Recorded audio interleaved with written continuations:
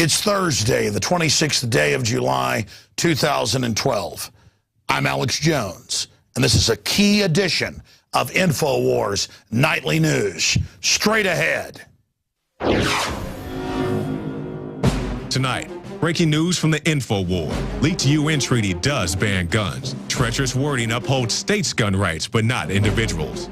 Plus, AK-47s belong in the hands of soldiers, not in the hands of criminals. Right on cue, Barack Obama exploits last week's Batman massacre to begin the push for gun control. Will the Joker have the last laugh? Then, an estimated 500 military men and dogs will be used as law enforcement battalions. These soldiers, having served on tours in Afghanistan, will now be activated and based out of military bases across America to help local police forces. And Alex Jones talks with Larry Pratt of Gun Owners of America about the obvious link between the upcoming vote on the UN Small Arms Treaty and the unfolding psyop in Aurora, Colorado. All that and more, up next on the Infowars Nightly News.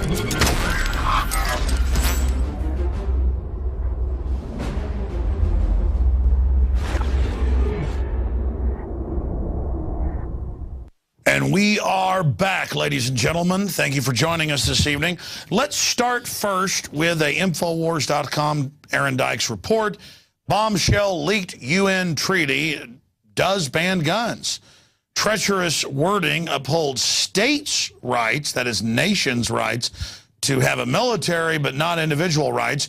President Obama today joining the chorus for gun control inside the United States in the wake of the Batman massacre, has previously indicated that he would sign the treaty, which would then have to be ratified by the Senate. It could happen tomorrow, it could happen next week, but this is a very serious situation. Each state party shall adopt national legislation and or appropriate national measures, regulations, and policies as may be necessary to implement the obligations of this treaty. And it gets into not letting citizens own guns unless it's for some special cultural event where you can have a gun, maybe at a military parade. Repeatedly, the treaty obligates states to establish national control systems, and it just goes on from there. Very scary, big news, huge news at Infowars.com. Please get it out. It specifically recognizes only the lawful private ownership and use of conventional arms exclusively for recreational, cultural, historical, and sporting activities. As the ATF has said, ban shotguns that are not for sporting. Well, it's not for sporting, it's protected from you. For states where such ownership and use are permitted or protected by law. So it says ban them everywhere else, but where it may be in law, only for hunting. Folks, it's a Trojan horse. They've been caught. The new treaty is out. It's been leaked. They've confirmed it's theirs. This is big news. Continuing, we have a video clip of this, don't we? Obama has come out and said the Second Amendment is about hunting in gun control stunt, effort to exploit Aurora massacre for political grist accelerates. And Watson says, hey, he was pressured to do this. No, he had all his surrogates, because he's a puppet too, all his little puppets under him come out and call for it while he stayed off the fence. Now he's saying, hey, you don't need semi-automatic. Come on. You don't need that for duck hunting. Well, it's not for duck hunting. It's when foreign bankers take over and want to rape us collectively. Let's go to that clip. And we also pray for those who succumb to the less publicized acts of violence that plague our communities in so many cities across the country every single day.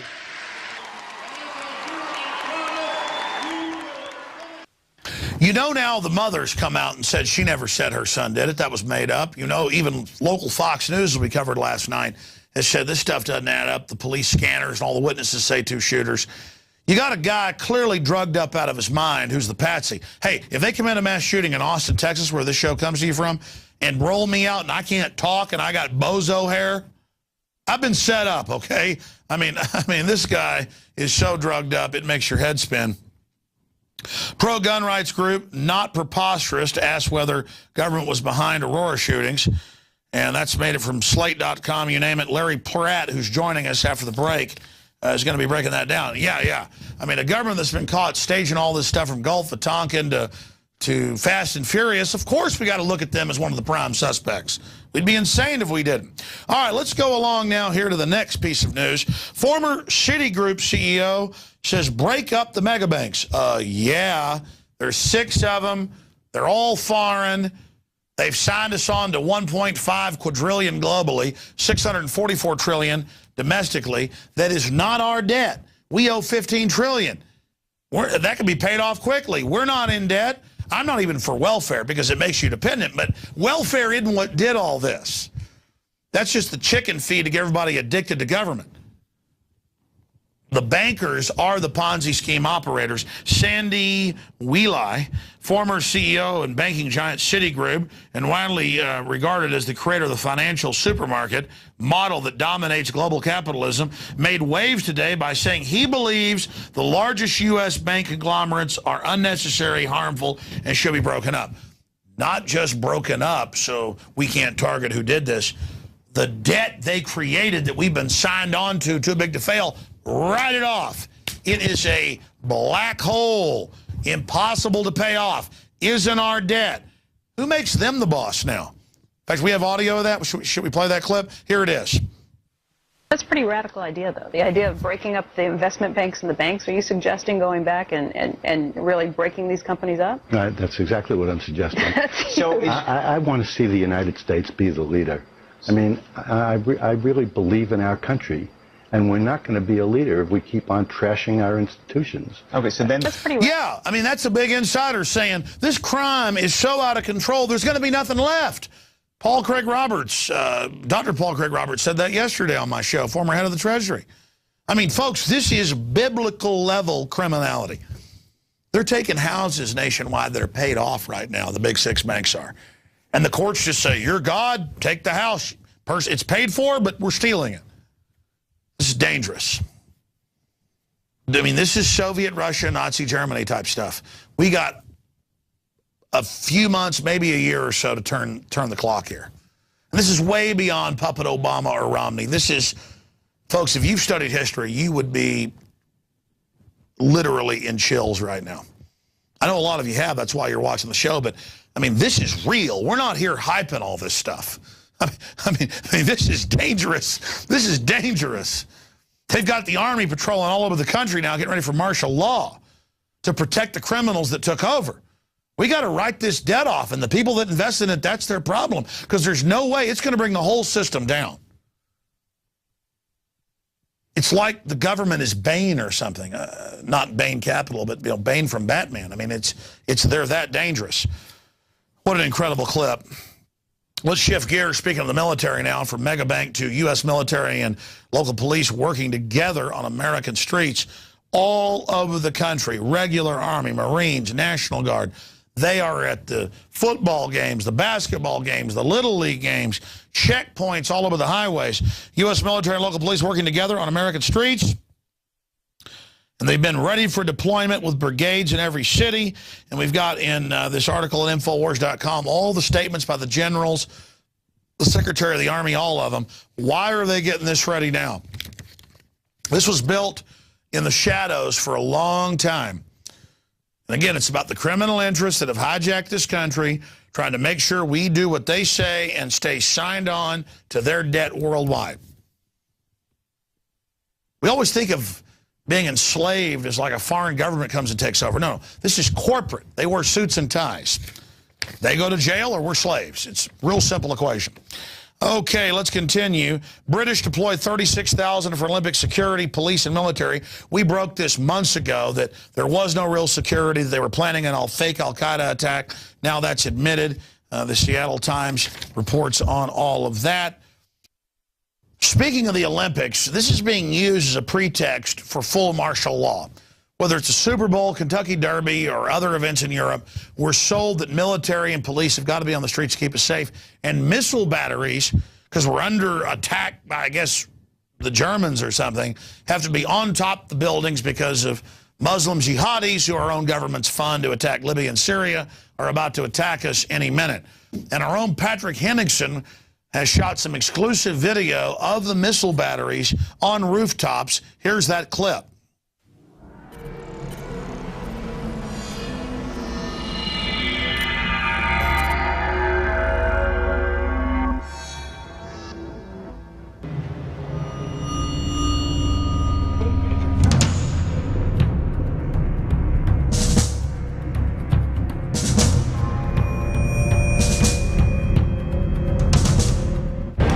London 2012 Olympics. All the athletes are here in East London. It's all about football, tennis, basketball, decathlons, pentathlons, and also surface-to-air missiles on your rooftop. This footage of a British Army contingent on the rooftop of Fredwig Tower in Leytonstone, East London.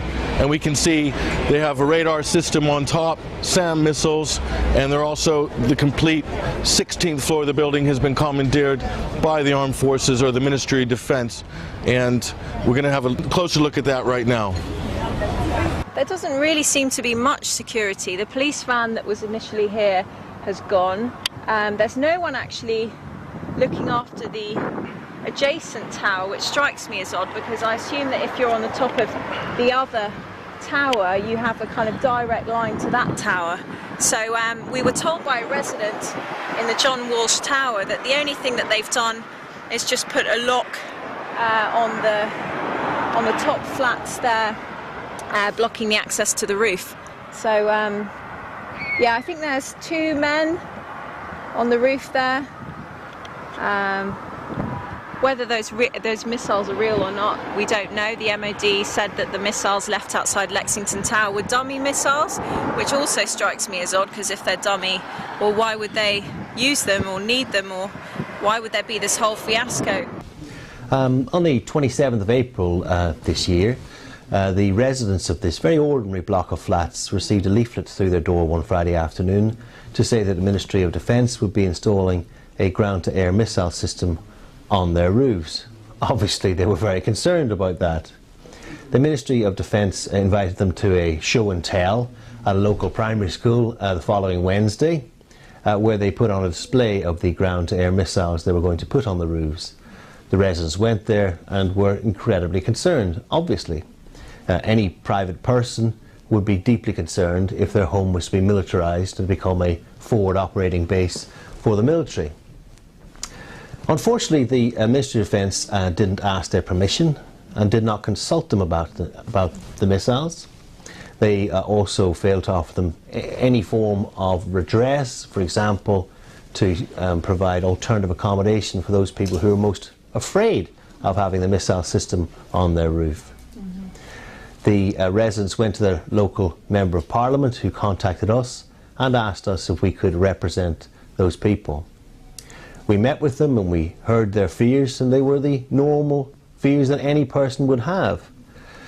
Their fears were exacerbated actually by the fact that their block of flats had almost burnt to the ground just 6 months previously, and they had been evacuated in the dead of night amongst billowing smoke, elderly, disabled people, children. So you can certainly understand their additional concerns that they were now to have a high-powered ground-to-air missile base on their roof. We've got 2 members of the army upstairs looking directly at us. No one's really willing to speak on camera about how they feel, although a lot of people have told us off record that, you know, this is a residential area, not a war zone, so people are understandably angry about it. We are being watched as we speak. Actually, there's a pair of binoculars looking directly at us on the 16th floor. Yes, we're hopefully going to try and speak to some people, but everyone we've spoken to is just worried, obviously, about being evicted after the Brian Whelan case, where he went publicly on camera and he filmed the missiles being unattended, and he was promptly evicted from his flat in Bow. So obviously people here are worried the same things will happen to them. So what are your feelings about the rockets and missiles on top of the Fredwig Tower that's just, what, 20 metres away from your doorstep?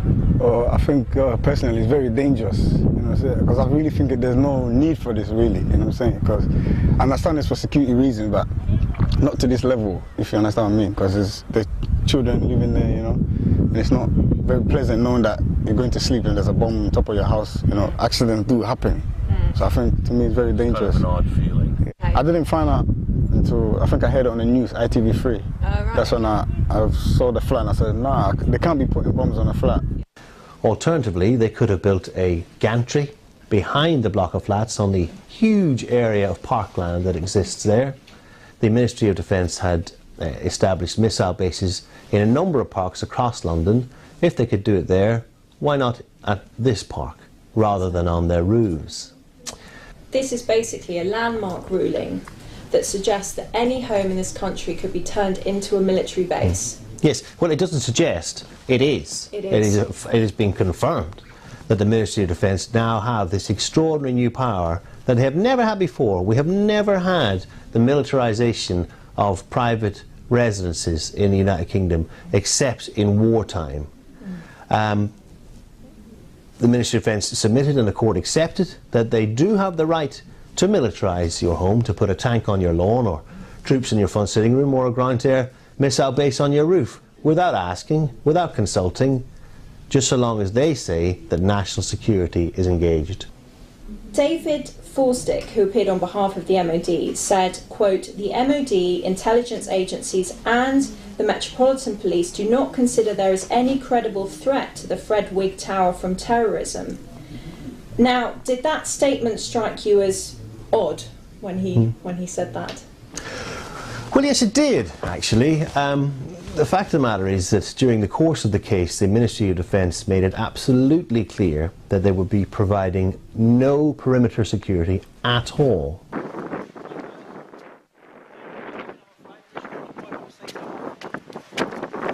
the building that has the surface-to-air missiles on the roof. You don't know, really. The one that's been in the news. We don't know. That said Fred Wigg Tower in the news. I don't know. You don't know. Do you know? So the rest of the country knows, but you don't know. You don't know? No, I do know. There's no law against talking to the residents. Yeah, but if you do go inside, you'll be trespassing. If someone wants to come and take photos... I'm a member of the press. We're doing this in full and open public view. There's nothing to hide. Yeah, that's what you can do outside here then. You know what I mean? So you don't mind if we speak to residents? No, we don't mind outside. Outside the building? Yeah. Is that okay? That's fine, absolutely. But if I go in there, what are you going to do? You're going to call the police, or you're going to tackle me or beat me up? Under whose authority? The councils or the police? Yeah, you do that. When they come... It's a bit of a legal grey area. I don't think there's anything that can actually keep me from going in the building and talking to residents. I think you're But just do you live there in the building? I don't. So then why do you want to go inside? Because I'm a resident of London. I can go into any borough I want. And I can speak to any citizen I want about a public matter. No. But you're trespassing. If you go in somewhere and you don't live there, so... Knocking on the door is yeah, not but that's what I'm saying. When someone comes out, you can talk to them. You can communicate with them. It's not trespassing. This is a commons area. Each of these are individual properties, either leased or owned via the council. So the building itself is not. If you go to www.ashamhomes.co.uk, there is a number of Asham Homes. You can contact them and make an appointment, and you can do it the official way. Okay, that's the best. That's the best. Obviously, best. I can say. But we've told you what the score is now. Now it's up to you if you want to follow that or you don't want to follow that. That's entirely your decision. Well, I'm gonna respect what you said, but I'm gonna tell you that the majority of residents in this building did not want that so badly that they took the MOD to court. Okay, and you guys are running cover for somebody who you don't even know. Okay, we still live in a free country, right? Just. Unless someone's paying you to do a job, then I guess you have a different angle on it, and I respect that. But this is still a free country, and there's still a free press. So we had problems getting into the Fred Wigg Tower, but we're now on the adjacent tower, which is the John Walsh Tower, and we're on the 9th floor, and we've got a clear view of the roof. Obviously we can't see what's on it, but we can actually see the Fred Wigg Tower here. The residents of Fred Wigg Tower are very ordinary people. Many of them are on benefits, they're unemployed. Some have very limited use of English. They are not at the top end of society. And they are very fearful about the consequences to them of speaking out. A number have said to me that they are afraid to go on camera to voice their concerns because they are afraid that they will be evicted. But you have referred to Mr. Whelan, who has lost his home. And they have those genuine fears, whether or not they are real or imagined. My name is Brian Whelan. I'm a journalist who was living in Bow Quarter up until last Saturday, when unfortunately I've had my tenancy terminated for speaking out in the press about this missile plan, so I've had to move home. From the moment that I found out about this plan via a leaflet pushed under the door late at night, I've had questions. well, I've had a lot of questions for the MOD. We're 2 months down the line and the MOD have still failed to answer any of them. The first thing is, why didn't you consult with anyone who lives in these buildings? Why didn't you consult with anyone who lives in the community? Who did you speak to? Why did you think this was okay? This might be the thin end of the wedge, whereby the government sets a precedent and then the powers only grow from here. Well, I wouldn't describe it as the thin end of the wedge, I describe it as the thick end of the wedge. There has been a complete change as a result of this case in British society. We now have on record the fact that the Ministry of Defence has a new power, and that is to militarise any private home without asking permission, without consulting, simply on the basis that they consider that national security is engaged. Now, how is that judged? Is national security engaged? Do you have any input into that as a resident? No, you don't. You simply have to take their word for it and give up your home to them. Let's be clear. Whenever a government takes a new power over the civilian population, they never give it back. All we've had is the promise that, you know, we'll make you safer, having missiles on your roof, having armed police in the corridor, having 10 soldiers, you know, at the top of the water tower, 24 hours a day, will make you safer.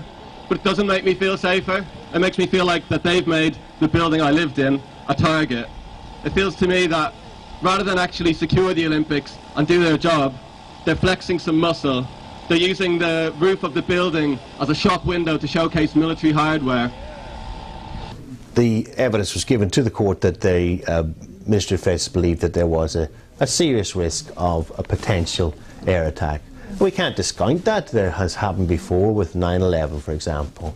But London is one of the world's great capitals.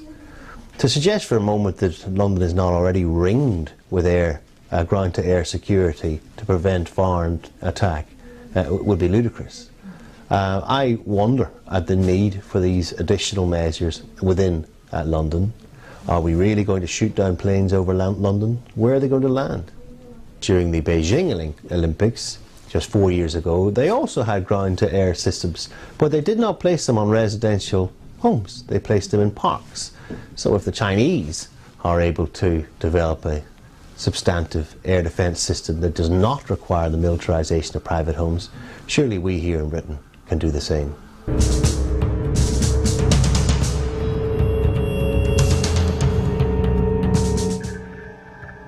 So it looks like a bit of an eminent domain situation here at Fredwig Tower.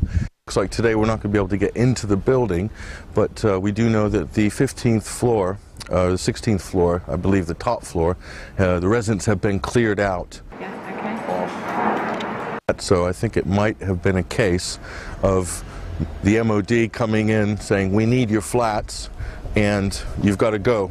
And so they have been cleared out.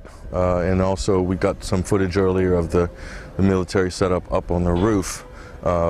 Again, there's been mentions in other reports that the missiles are actually dummies, that they have blanks up there, which makes sense, because if this was live ammunition on the roof of Fredwig Tower right now, there would be probably military police around the perimeter. It would have to be, the whole area would have to be secured.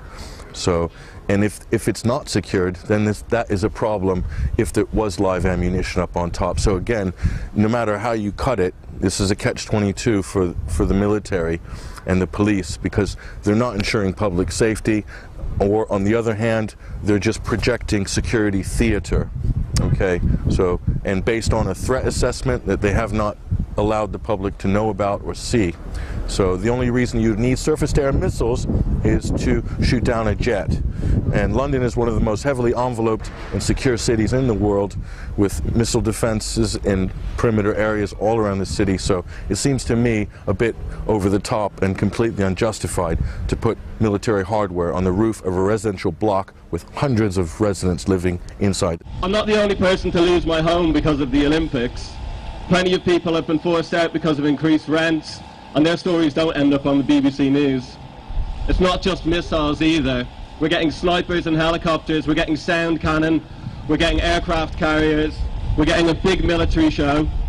You know, Mile End Stadium just up the road is to be handed over which is a really vital sporting amenity for the local community, is to be handed over to the US team for training. So we're going to have armed US troops securing the perimeter of Marlene Stadium in our community. That, to me, is a much bigger scandal than the missiles. So David Enright, the human rights lawyer at Martin Howe & Co, was right. It's true that the residents of the Fredwig Tower do feel too intimidated to talk to any of the media on camera. We did briefly speak to one of the residents outside the Fredwig Tower who said he wouldn't speak to us because one of the residents there had got into trouble with the police for letting in a journalist the previous day. This is another case of police state whereby we're unable to go into a public residence, we're unable to knock on doors. If this were in Syria or Iran, we would be crying out to the UN that these people were being used as human shields because they had missiles on their residential roofs. This is Daisy Jones with Patrick Henningsen in London for Infowars.com.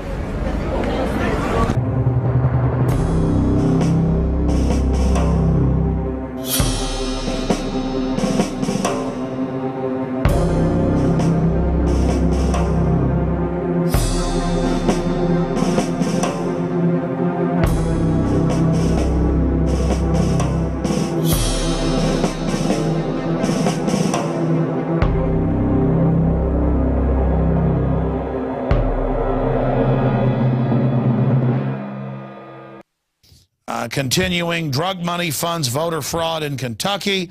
This is out of Fox News. Prosecutors say $400,000 part of drug proceeds was pooled by Democratic and Republican politicians over several elections and spent to buy the votes of more than 8,000 voters, usually at $50 apiece. That's why they want to keep you poor so they can buy you for nothing. See, corruption is a broke-back mule, folks. You don't want to live in a corrupt country. People sell corruption like it's sexy and, ooh, you get... No. It's a wasteland.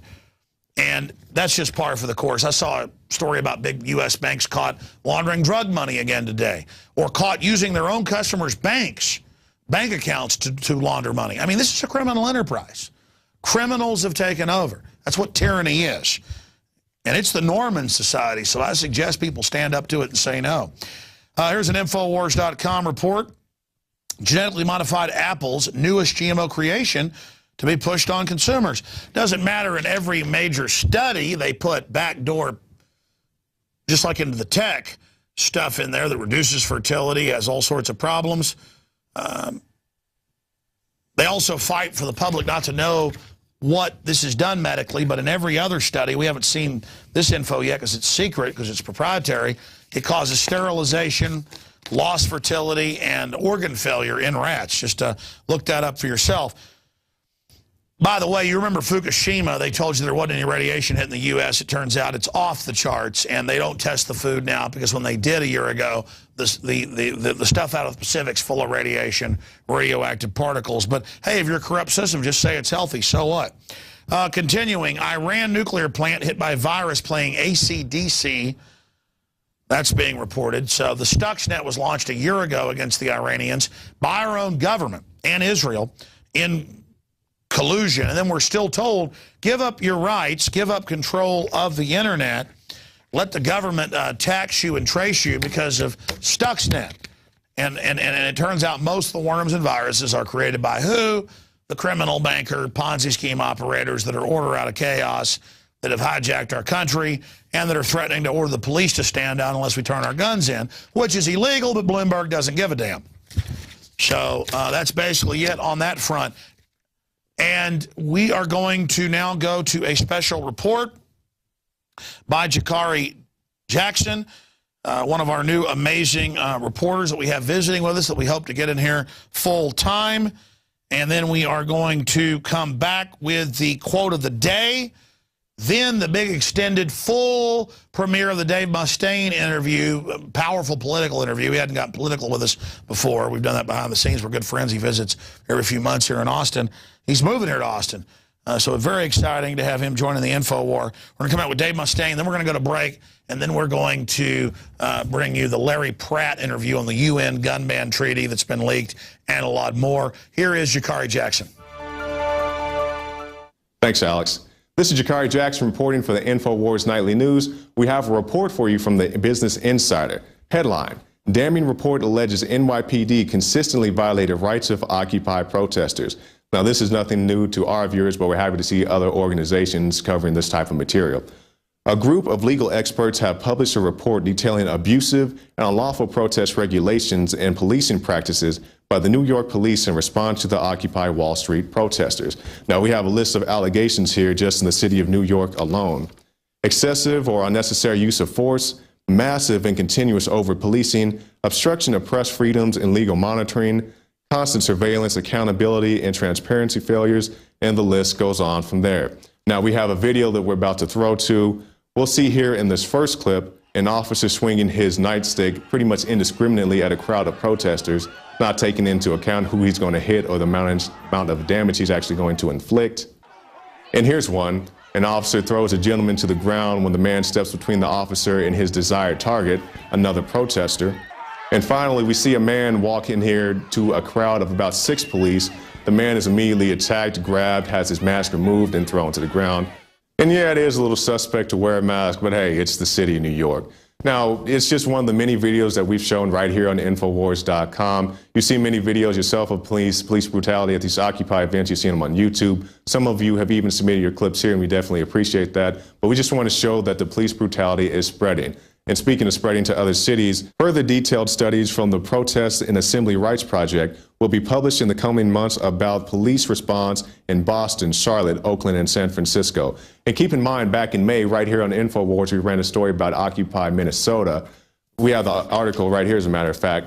Cops drugging people associated with OWS Minnesota. Allegedly, the police picked up people from PV Plaza, their Occupy spot, drove them out to the airport, got them loaded, took them back to the Occupy spot, dropped them off, we believe, to discredit the movement. So just be aware of all that about the police shenanigans, about the brutality, about the drugging, or at least as we feel here at Infowars. And that brings us to our quote of the day. We must not confuse dissent with disloyalty. When the loyal opposition dies, I think the soul of America dies with it. That by Edward R. Murrow, pioneer of television broadcasting.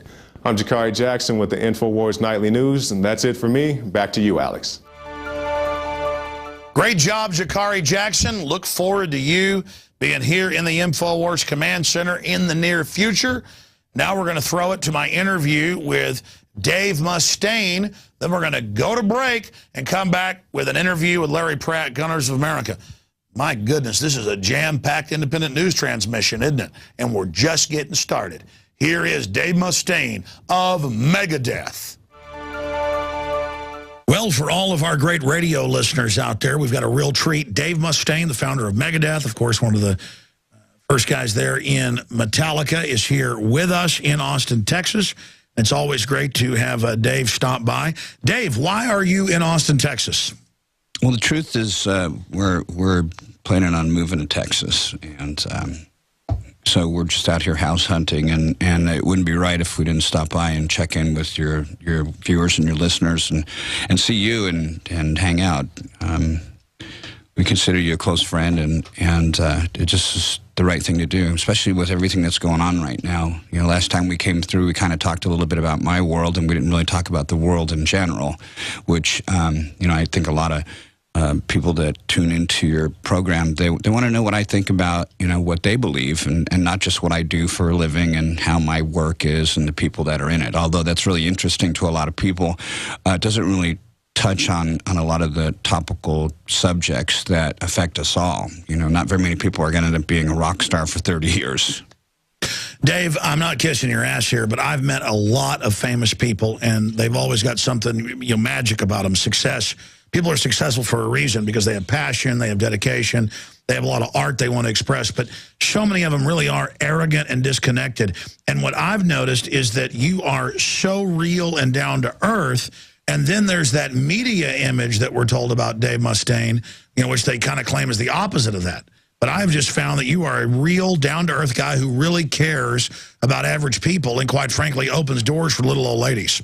Well, I think that's just like anything. You know, there's a counterfeit for everything. And I think a lot of people, you know, the way that they spin stuff in the liberal media, they have a counterfeit to what the truth is. And I think that there's a lot of people who have asked me to do certain things, and it's been against my morals. And when I say no, instead of them accepting that, they walk away and they say stuff about me. It's kind of like when you go to the dance and you walk up to some girl that's really hot, and you ask her to dance, and she says no. For whatever reason, you walk away and you're like, well, F you.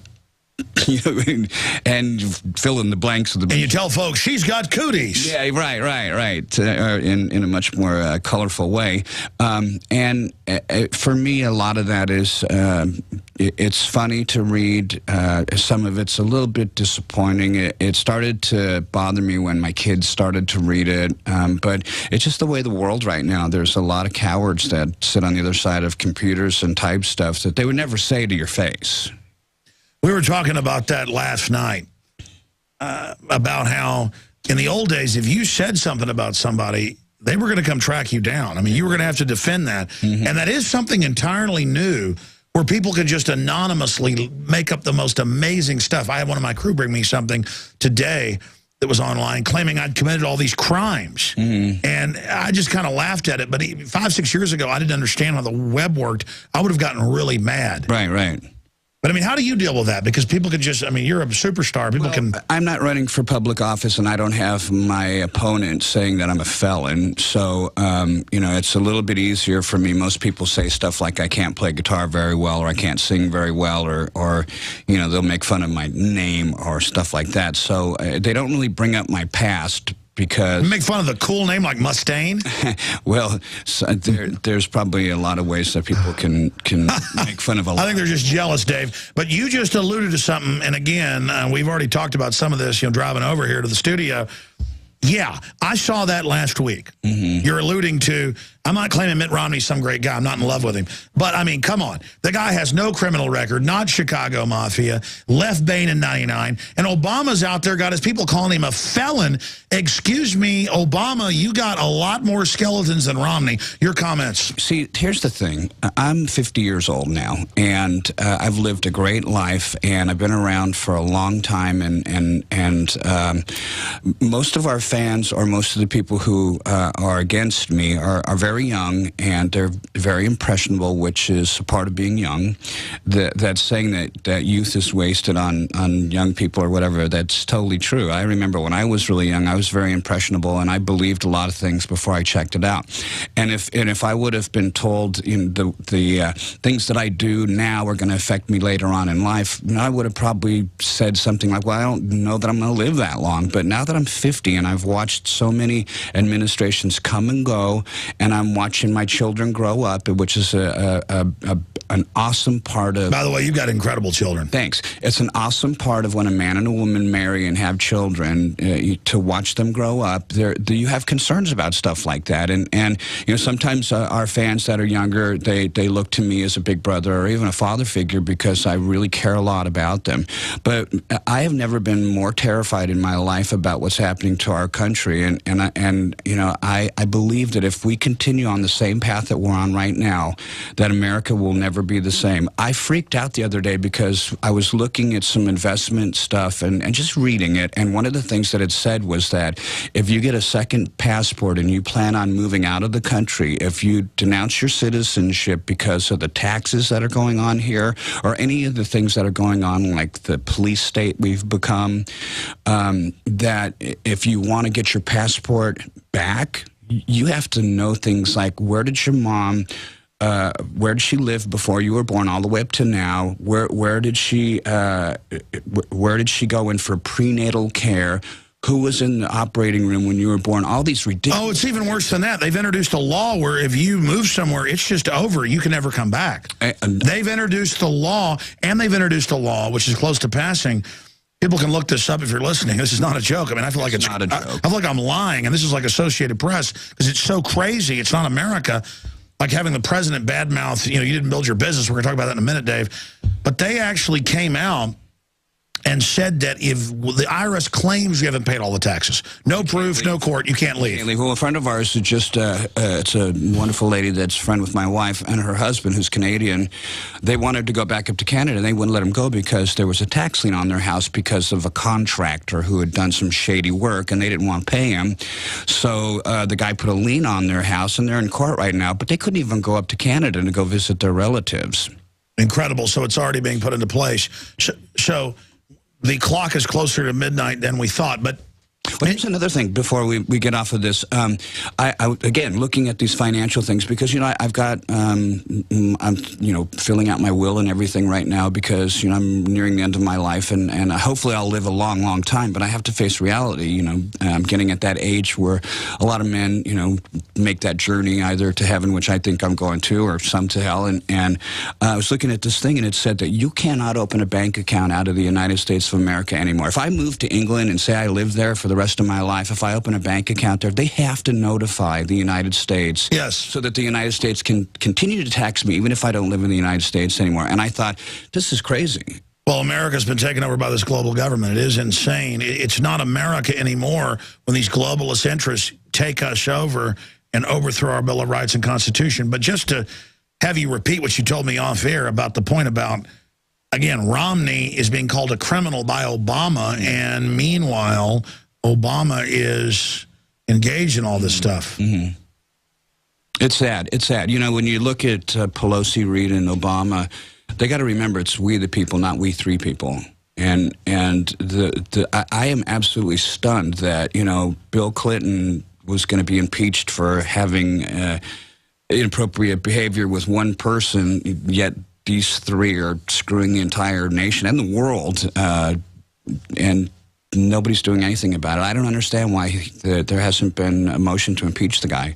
Well, your point right before we went live here was that you've got a Fast and Furious, you've got Solandra, you've got all this corruption openly going on, and then the media's like, Romney's a felon. Right. And again, it's not that Romney's perfect. It's just that this guy calls the police on his neighbor when they're smoking pot in the backyard. Mm-hmm. I mean, he's not shipping guns to Mexico to blame it on the Second Amendment. I mean, it's just, let's shift gears to that. Mm-hmm. Dave, what is your take on Fast and Furious, and then tying it in to this new event, this tragedy right next to Columbine in Colorado outside Denver, this tragedy that happens a week and a half before Obama says he'll sign the UN treaty, and he's trying to get Congress to ratify it, to register and ban a bunch of our guns. Well, I had heard about this a while ago, and I had hoped that it was just rumor. But, you know, while we were on stage, we have a song called Guns, Drugs, and Money that we play, and I had gotten so offended as an American that the president had exercised his executive privilege to cover up somebody who, Eric Holder, who... to me, I believe that if you're held in contempt and you have documents that are going to either exonerate you or you know, put you in jail, you know, why hide them if it's going to get you off the hook?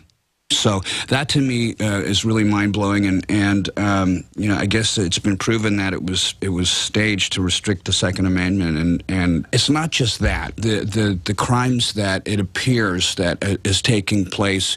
You know, when you look at the Constitution, there's something in the Constitution where you have to get congressional permission to go to war, and if you don't get congressional permission, there's a clause in there where you have a certain amount of time after that where you have to get permission to go to war.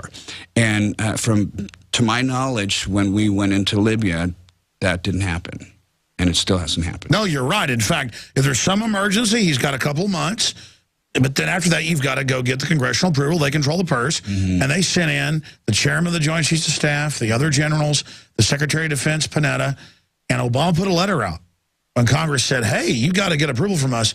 He said, no, I get it from the UN and NATO. He put a letter out, right, and they had him go before Congress. We played the clips on the show. They're so incredible. Mm-hmm. And I think that woke up the military and police more than anything I've seen. Now, if I go downtown Austin, the cops just stop and go, you were right, we apologize, it's all true. Yeah. I mean, I think when I was in Virginia, Bullhorn and Bilderberg, The cops were on our side, would come over and go, no, we saw that. Yeah, they told us that. I mean, think about that. I'm getting chills right now, Dave. What bothers me the most about it is the fact that they have these shills that are going on all of the programs defending this Fast and Furious thing. And Brian Terry lost his life, and his family, you know, you can try not to watch TV, you can try not to look at the newspapers, but you see this stuff. And it must be devastating to see your own president just kind of sliding this whole thing under the rug. And the thing behind all of this is that, you know, it's not going to stop.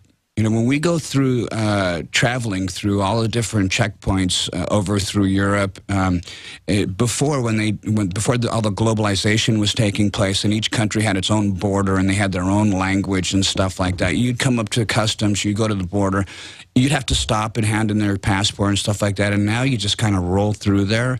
But when you come to your own country, it's harder to come home. It's harder to go through an airport here in the United States of America than it was for us even in Moscow. We just got back from Moscow, and we rolled through there so fast. I was laughing about it because we got out of the plane, through customs, got our luggage, and we're in the vans rolling to the hotel for the show faster than we get through customs when I come home to the U.S. We're not as free as we thought. And what's amazing is it's on the news. Obama legalized a bunch of illegals. And when they do fake stings of businesses and stuff, they just release them. And they're now telling sheriffs all over the country that they are not going to pick up illegals that they arrest, even if they're committing crimes. I don't know anything about that, but I do know that from the people that we've spoken to that are Latino, that we have a huge contingency of Latino fans here in Texas, all over, in New Mexico, and Arizona, and California. Central and South America, in Spain, and in a lot of the neighboring countries around Spain that are still Spanish-speaking fans. And they have relatives that are here, whether they're legal or illegal, and they know that this was a move to get votes. They know that. The one thing that you can't make, just because they don't speak English doesn't mean they're stupid. Exactly. Well, they've had a lot of tyranny in Latin American countries. They're certainly more savvy in many ways. Yeah, they are. Finishing up with Fast and Furious, if Obama can get away with shipping close to 20,000 guns and hand grenades into Mexico and guns into Honduras, and then states like Florida and Illinois to drug gangs for whatever reason, I mean, my gosh, what are they going to get away with next? I mean, it really is creepy. I do know this. It's really amazing how our liberties are being taken away from us. It's like the frog in the pot of boiling water. You know, if it was boiling water when he jumped in, he'd jump back out. But they slowly turn the temperature up. The frog will stay in there until he boils to death. And that's what's happening to us right here. We don't know what's going on. A lot of the American people are so busy working their asses off to make ends meet right now. They don't have time to sit in front of the news. And the news is such pablum. It's opium for the masses. And it's stuff that you want to feel good. See, the thing that I laugh about when I hear Obama say, oh, give the folks a chance. Give everybody a chance, you know, take away from the rich people. Well, what happens when the folks that he's given a chance gets a chance, becomes successful, is rich? Well, then all of a sudden, you're Obama's enemy now. And the thing for me is that, you know, I'm in that 1% that he's talking about. Megadeth won't be able to tour anymore once all these things that he's planning on doing to me happens. On top of the fact that... Yeah, we've talked privately. You said, listen, after all the taxes and everything, I'm getting like 20% of it. If they do this, it's over. Yeah. And that's what happens in Venezuela or Russia. They don't get it. Once you cut out that small profit margin, it's over. It's done. It's done. And the fact that he would say that I did not build my own business offends me tremendously. I'm disgusted with this guy. And you know, he's my president. You know, I respect the office of the presidency, but I think as a person and the things that he says, I've never heard anything this offensive ever come out of the mouth of a president. And I'm 50. I've heard a lot of presidents talk in my life. And, you know, listeners out there can say what they want about me or be mad at what I'm saying right now. And I'm saying this out of love for you guys. You know, you may not have love in your heart for me, but I have love in my heart for you. And that's why I'm a public figure and I play music. I try and educate people through lyrics. Some of the songs could be construed as being a little bit, you know, unrealistic. You know, some of the songs are a little bit fun. You know, they're make-believe topics and stuff like that. But songs like Peace Sells, But Who's Buying is still relevant today. Songs like Holy Wars is still relevant today. More relevant than ever. Yeah, absolutely. And that wasn't because I was clever and I came up with a lyric. I paid attention. I watched what happened through the Carter years, through the Ford years, and watched how, you know, what Jimmy Carter did to our country. Taxes at 70%, you know, when I was growing up, and thinking, how on earth did anybody survive back then? For me, when you take out 5% for the business manager, 15% for the personal manager, 10% for the agent, and 45% for taxes, what's left for Dave? You know, and people think, oh, Dave's a millionaire. No, Dave isn't. Dave is an American that's getting plowed by the government. Listen, over 90% of the money, it's like 95 that comes in here, goes to the crew and taxes, and they all pay taxes. People don't get it. I mean, feudal serfs paid about 10%. We pay almost everything. They just, I mean, people have no idea. They think, well, they've done actuaries where if you took all the rich people's money, what they call rich, in the United States, it'd run the country for like 3 months. I mean, it's gone. But that's who goes and gets their hair done. That's who goes and buys cars and buys houses and buys clothes. That's who's buying stuff. Right. You get rid of the middle class and the rich people, it's over. But the ultra-rich, they're offshore. They're actually the ones selling this monopoly. Right. You know, the funny thing was, many years ago when Obama first got in office, I had said something. I was in Australia, and I was on the radio, and a lot of people took exception to what I said.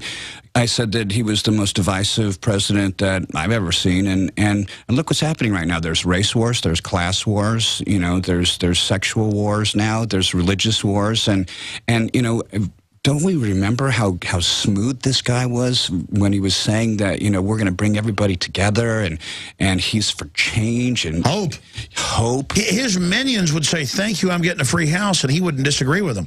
But they're not getting a free house now. That's what's so amazing about this, Dave, is that when he says, if you have a small business, you didn't build that. That's a quote. I mean, that is a direct attack on the American dream. And everybody I know who's a musician, an artist, a person that gets up at 4 a.m. to make a bricklayer donuts, they know, no, I did this, man. Don't sit there and say I didn't do this. Get up in the morning and they... The little bit you get to keep. Yeah. And then they're telling you didn't do that. So see, for me, the way that I get any kind of solace out of what's going on right now, because, you know, I've been playing for a long time, and I don't plan on playing another 30 years, although, you know, I would like to be able to play music for the rest of my life. I don't know that I'll be doing it on the road. The pleasure I get out of that is being on stage, looking at people's faces, smiling and stuff like that, and you know, the screeching reality is when you travel and you go back through the airports. When we left here last time, my 14-year-old was groped by the TSA, and I was so mad. I was swearing, and the one very large woman said, "What's that?" And I said, "You heard what I said." And Pam, my wife, grabbed me and she said, "Don't say anything," because she knows that these guys are power drunk and that they probably would have arrested me for just saying something about them groping my 14-year-old. The thing that really is blowing me away is this molecular scanner, this pico scanner, whatever they're talking about. And it's not only here. The Russians have one too. So it's something that's very real. And I read up on that, and it says it's about gunpowder and explosives, and that's what the primary purpose of it is. But it also says that it can read inside of your system and say what kind of medication you're on. So I imagine with this... It's a total invasion of your Fourth Amendment. Right. I imagine that what they're going to do is they're going to have a database to cross-reference whether the person that shows up that's got narcotics in his system is under doctor's care or not, or if, you know, they for example, for me, when we're on tour, we're around people who do pyro. And pyro is gunpowder and explosives for the fireworks. Now you have it, fire and explosions. So if I shake hands with my pyrotechnician, I'm going to get arrested for being a terrorist because I've got trace elements of gunpowder and explosives on me because there's fireworks going on. On top of the fact that because of the cocaine use and people using dollar bills roll, it's on everything. There's traces of cocaine on all money, so anybody touching currency is going to have trace remnants of cocaine on their hands. That's going to show up, and it's just madness, you know, to think that it's getting to this point. I mean, I can handle us having security. but not like this. It's about making all of us the criminals, but the state is exempt. Look at all the TSA agents that have been caught being convicted pedophiles. They're hiring felons, robbing people, abusing. Yeah, I saw something the other day. This guy was an artist, and he had a ½ ounce of weed in his suitcase, and the guy wrote on one of those cards that I get in my suitcases every time I open them, "Come on, son." But they left his herb in there, and the guy tweeted and said, "Can you believe this guy let me off?" And I saw that. I saw the note. So it's all selectively enforced. And then a woman had a catheter. They ripped that out of her. Colostomy bags. Oh, my God. Old World War II vets. People. Children. I mean, handicapped kids. Yeah. Like that, yeah. It's all a giant power grab. And now they're saying because of the shooting out in Denver, they want TSA in the malls. Yeah, people will stop going to movies. And you know, if the people that own the theaters are that stupid, they're going to put themselves out of business. You know, and rightly so. If they do that, they deserve to be put out of business. Yeah, because even though it's a tragedy, 13 dead and 70+ wounded, that many die every day on the state's highways in Texas. I mean, literally, they're hyping this culture of total fear up. When we talked this morning after the shooting out in Denver, I mean, we discussed your bottom line gut feeling, and most of my listeners agree. I mean, you've got a UN treaty next week. You've got every time they want to pass legislation, they don't have the votes in the Senate. They're a couple shy, and then magically this happens. It's a guy in a mask, and then they catch some other guy who's involved in some government program with brain technology. All they do is drug some guy up, and then like Sirhan, they say he's I mean, what's your gut, Dave, about what happened here? Well, I'm very, very sorry for the loss of human life, for the people that were at the movie theater, for the victims, and the loss for the families. So I don't want to seem insensitive at all, because if it happened to me or any of my family, I would be outraged. But they want to know who did it, really. They do want to know who did it. And the thing is, you got to ask yourself, where do you get flash grenades from? How do you, because they admit it's a modern theater, those things are sunk in. They only open one way. It's not like it's just an iron hinge. It's in the wall and opens. A rhinoceros can't knock those down. Everybody's pointing that out. Yeah. How did he knock? They said he knocked the door down. I don't know. I don't know enough about the actual thing, because, you know, we've been out here house hunting, and I saw your tweet this morning, or your text to me this morning, and I thought, oh my God, Alex has lost his mind, because you said something about Batman and what happened, and I was like, huh? And then I saw it on the news this morning, and I was mortified. But yeah, my text was like, I think this is staged to pass the UN treaty. But see, the thing is that I had said something about this whole gun thing, and that I thought it was very cowardly that the Obama administration had used Hillary Clinton to go behind the backs of the American people to get this done in the UN instead of get it done in the U.S., because the people of America won't go for it. One of the reasons that the Japanese didn't push past Pearl Harbor was there was a famous emperor or something that he said that he wasn't going to go to the mainland because behind every blade of grass was an American with a gun. And, you know... that was Admiral Yamamoto, yeah. Yeah, and I was just reading something a couple days ago. I think it was Washington had said something about, you know, having... arms is what gives America its teeth. And I can't... Call them liberty teeth. It gives the teeth of the First Amendment. Right. The Second Amendment. You're absolutely right, Dave, and you're quoting Veritas here. The whole thing reeks to high heaven. Yeah, and again, like I said, you know, I had heard that there were flash grenades that were used. Yeah. And the only people that can get those are military and police. That's what they said. They said there was like multiple guys in black uniforms, and they thought there were multiple shooters, and no one did anything because he was, quote, a cop. And somebody went and opened the door and let him in. But first, they knocked the door down. Let me tell you. And then it's a white guy living in an almost completely black apartment complex, and now his house is booby-trapped. I mean, this thing looks... Look, why does it always happen? It's sad for the neighbors there, because, you know, having your house booby-trapped, people that are near you are going to be hurt, you know. It's just so sad the way the world has become. You know, for me, I'm a Christian. I believe in Jesus Christ. He's my Lord and Savior, and I know that you know, there's a big plan. I talked about that in Holy Wars. And, you know, I'm just shaking my head thinking, God, how bad is it going to get? How bad is it really going to get? You know? Dave, I think this is just the beginning. I think you foresaw it decades ago. I mean, I think this is just the beginning of George Orwell foresaw it decades ago. I got to tell you, when I read 1984, I thought, this is the craziest stuff in the world. You know, this will never happen. And right now, they've got people going back into books and taking stuff out of the history books to change things. And just like Orwell said in 1984, when the guys were there going back and erasing people ever lived that had gone against the government. Do you remember? Oh, yeah, that's because he'd actually been a poster here that says Ingsoc, and I knew exactly what that was. Exactly. He had been a communist and discovered it was all a fraud. So he'd worked for Stalin in Spain. And so that's why he said, well, I couldn't get this published as a nonfiction because so many Brits in the intelligentsia were socialist. So he said, I got it published as a fiction book. But no, he'd experienced that type of double think and double speak, and he extrapolated that this is what communism would build if it took over. And is North Korea not the 1984 system? I mean, it's the ultimate expression. Wow. That's a whole nother show. Dave, we have talked about so much here tonight, and there's a few other points that I wanted to raise here for you. What do you, I mean, you have the courage to speak out for what you believe, and the media distorts it and stuff, but in the final equation, people know you're for real, and that's why your fans appreciate you. But what do you make of, say, last year, Hank Williams Jr. comes out and criticizes Obama and says, he actually still, the full quote was, both parties are destroying America, we're becoming Nazi Germany. And I'm mad at Obama. But they came out and said, he says Obama is Nazi Germany. What do you make of them getting him kicked off Monday Night Football? By the way, he's selling more records, I saw the other day now since that happened. That's the sweetest revenge of all, success. And, I'm not a huge fan of Hank Williams Jr., not because I don't like him, but it's because I don't really know him. But I did see him on a show the other day playing some music, and I was thinking what it must be like to be somebody in that genre, to be at the top of your game, and then to have someone try and publicly spank you by doing something like that.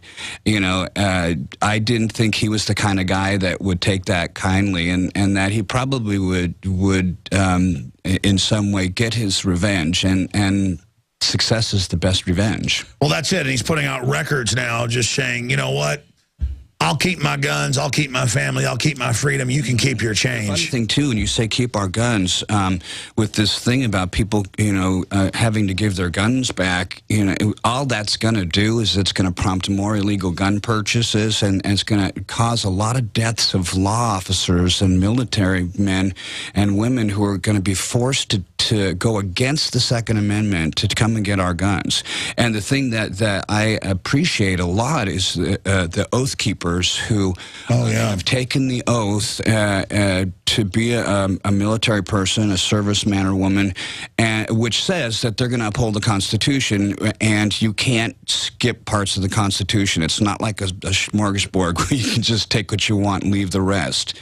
The whole thing is the Constitution, not part, not half, not quarters, nothing. So for anybody to expect these men and women to have to actually go against their oath that they took, their oath, everything, their moral fiber, put their word on the line and go out there and risk their life for us, and then come back and maybe potentially kill Americans just because they have firearms, which is our right, that just reeks of I mean, I don't even want to say the word because it's to me it just seems like communism, and I don't want to be like some McCarthyism kind of guy, No, but when tyranny comes, you've got to recognize it, Dave, and you have incredible courage here.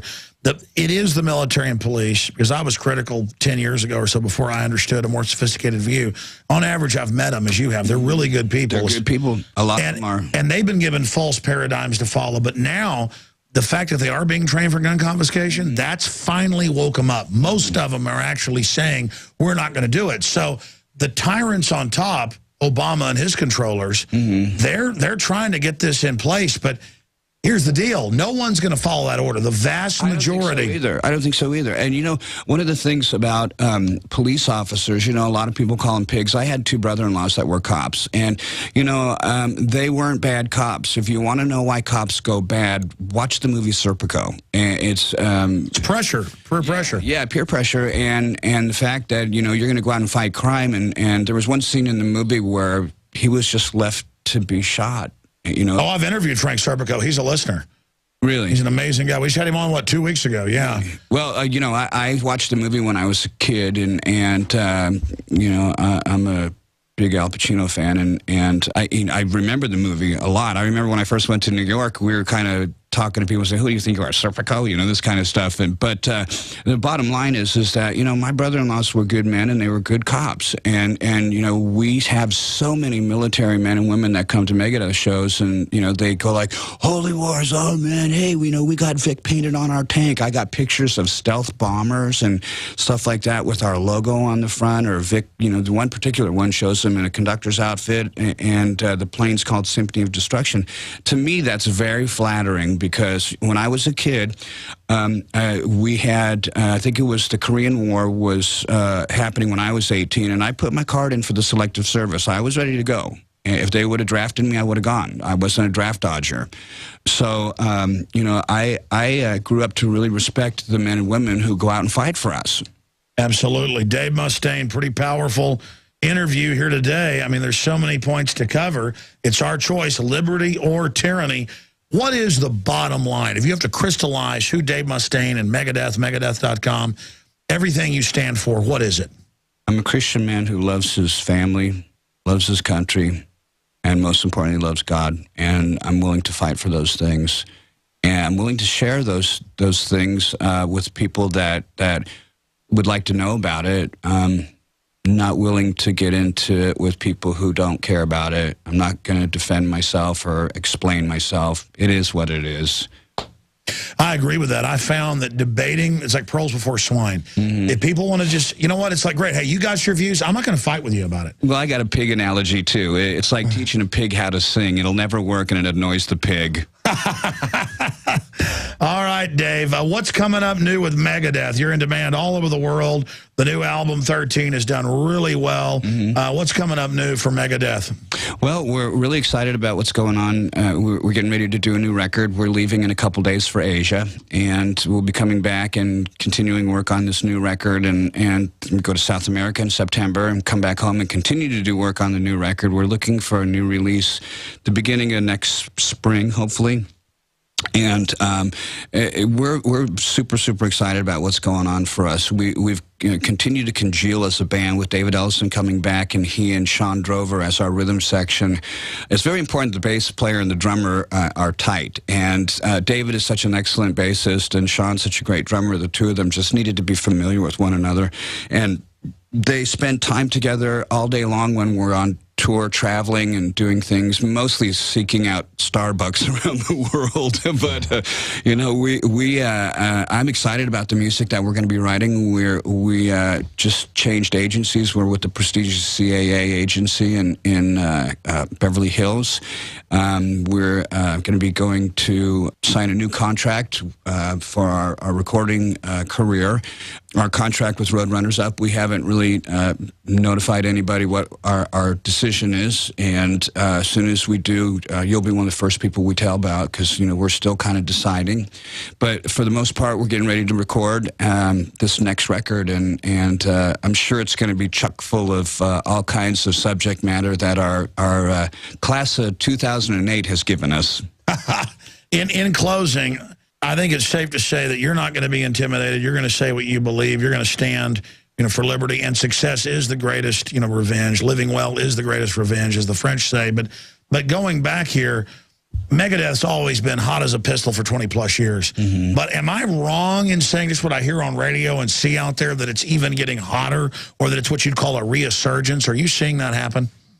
You mean as far as people showing up, popularity with the music? Yeah, all I know is I just see and hear more of a Megadeth buzz than I heard 5 years ago. Well, I think that when if you look at the cycle, music is cyclical. Heavy metal in general is more popular when times are tough, which is a terrible dynamic. If you look at the paradigm, heavy metal music should not be successful when people are struggling.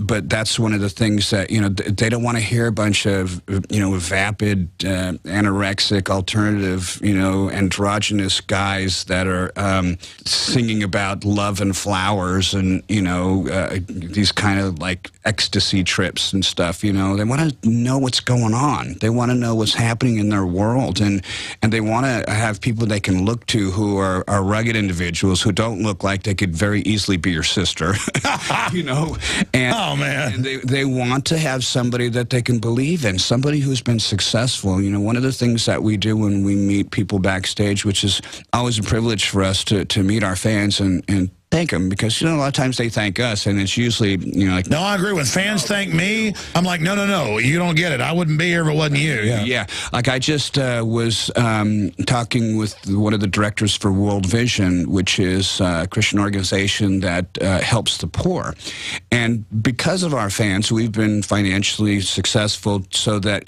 me being obedient as a Christian, I tithe, and for the last 2 years, we were capable of tithing an amount that provided brand new clean water wells in Africa for villages that had no water. So we saw the villages prior to the wells, and the kids had to drink water out of these filthy wells that animals drank out of and defecated it. Well, that's what makes them sick. Yeah. Right. And now they're drinking clean water, and you see them after they're done, they go and smile, and I started getting tears in my eyes watching them, to hear the mothers say that the children couldn't bathe before because they had to decide. Wow, Dave, you reap what you sow. I don't think there's any other rock bands out there. I don't mean to be mean, but the head of YouTube got caught. Bono, he got caught giving less than 1% to charity while he's pushing UN and global government. And I can't imagine raising millions of dollars and not actually. But you're really actually giving right out of what you raised to build water wells. Yeah. I mean, you don't like to toot your horn, but that's a good thing. Well, I think the cool thing about it was, at the end of the day, you see that the 200 villagers in each village that received the wells, approximately 200 people per village, not only did they get healthy, they also were able to get their livestock healthy. They were able to plant gardens. And one of the success stories was one of the first gardens. They took their 10% of their harvest and gave it to another poor village. And they sell their vegetables now, and they sell the extra water that they have. The flow of the water is stronger than what they can consume or irrigate their gardens with. So they sell the overflow to the other villages there. Now, this has happened twice. And we plan on sticking with World Vision, and I tweeted about this to our fans and just said, thank you so much for doing this, because it wouldn't have happened without the fans' support. We wouldn't have had the opportunity to do that. But wait a minute, you didn't raise that money off working hard to help build water wells. The government did it. And I didn't build this business. Dave, you didn't learn how to play guitar. Obama taught me how to play guitar. You didn't ride around all those buses and all that hard work, long way to the top. You want to rock and roll? It's a long way to the top unless government does it. Do you want to just be honest and apologize to government? Do you want to thank Kim Jong-il, Mao, Stalin, and all them, and thank them for helping you be who you are today? No.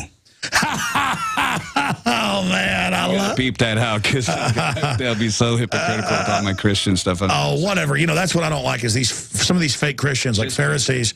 They get mad at people that are real with a cuss word, but then don't care about real evil going on. I'm a freedom fighter. I really try and set a good example for our listeners and stuff like that. But as far as like thanking people who oppress the masses. When you see some of these leaders that are in gold gilded palaces, and the people are just right outside. Like when we went into India, for example, we stayed in a hotel that had 300 rooms and 600 staff. Wow. And right outside the hotel, people were begging in the street, and you could throw pennies in the street, and the children would literally fist fight each other over it. I'm not some sissy that cries all the time, but I was very it's depressing, upset about that, because I hate hardship. I was homeless. I lived on the street. I lived in a car for a long time. I'm trying to tell my kids who have been brought up, in a very safe environment. Your dad lived on the street. Oh no, you didn't. I can't even imagine you living on the street. Oh, I know. They have no idea. Yeah. And now I'm really grateful for everything that you're grateful for what Obama gave you. Because, Dave, you came up from nowhere to do everything you've done from the street, and that was thanks to government, even though you didn't get any government help. That's right. That's right. That's right. In fact, I want to thank government for my 17 years on air and the crew out there running the show now. And you know what's sad about all this is that, even though we're joking around about this is no joking matter. No, I had so much crew. When you said earlier, a president saying this, it didn't register. Darren McBreen, one of our reporters, came up that morning after he said it, like last Monday, and he said, I never thought I'd hear a president talk like that. It's so weird. It's like something Mao Zedong would say. Right, right. I'm not really aware of what Mao Zedong said, but I do know who he was and what he did, and it just surprises me. Again, to go back to this thing, why hasn't somebody moved to impeach this man? With all of the proof about his birth certificate being fake, and you see the signs in Kenya that says the birthplace of Barack Obama. Hello? Come on, guys. How stupid are we right now? His own PR people for 16 and a half years, his publicist, everything he has put out that he was born in Kenya. His wife says he was born there, but then we go, hey, you say you're born in Kenya. Shut up, conspiracy theorist. Yeah. Well, the one thing I guess the best revenge is when you look back in history at what Michelle wore at his inauguration. She had a black dress on with 2 red triangles, so she looked like the Black Widow turned upside down. Yeah. You ever seen that? Yeah, I saw it. Yeah, so there's got to be some symbology there. You just don't wear something like that to some event like that without there being some kind of future message being told. Well, Dave, we've done a lot of interviews in the last 5-6 years that I've interviewed you, but I think this is the best overall. Amazing. Thank you so much. You're welcome. For spending time with us. And people can, follow you at Twitter? At Twitter, at Megadeth.com, we have, a lot of different ways you can, depending on how deep they want to get involved with us. We've got a really great fan club, our cyber army, and our Facebook page, and we have 2 different ways that we tweet. One is me, myself, but we also have a character, our mascot, Vic Rattlehead, and he's got his own Twitter account, and the stuff that I don't feel comfortable saying, he'll say. Good. So Rattlehead said it. All right. Peace sells, but who's buying? Dave Mustaine, thank you so much for this interview. You're welcome. Great seeing you here in Austin, brother. You're welcome. Thank you. All right, folks. Well, that's interview with Dave Mustaine, Megadeth.com. I'm Alex Jones of Infowars.com, signing off from the front lines of the Infowar, because there's a war on for your mind.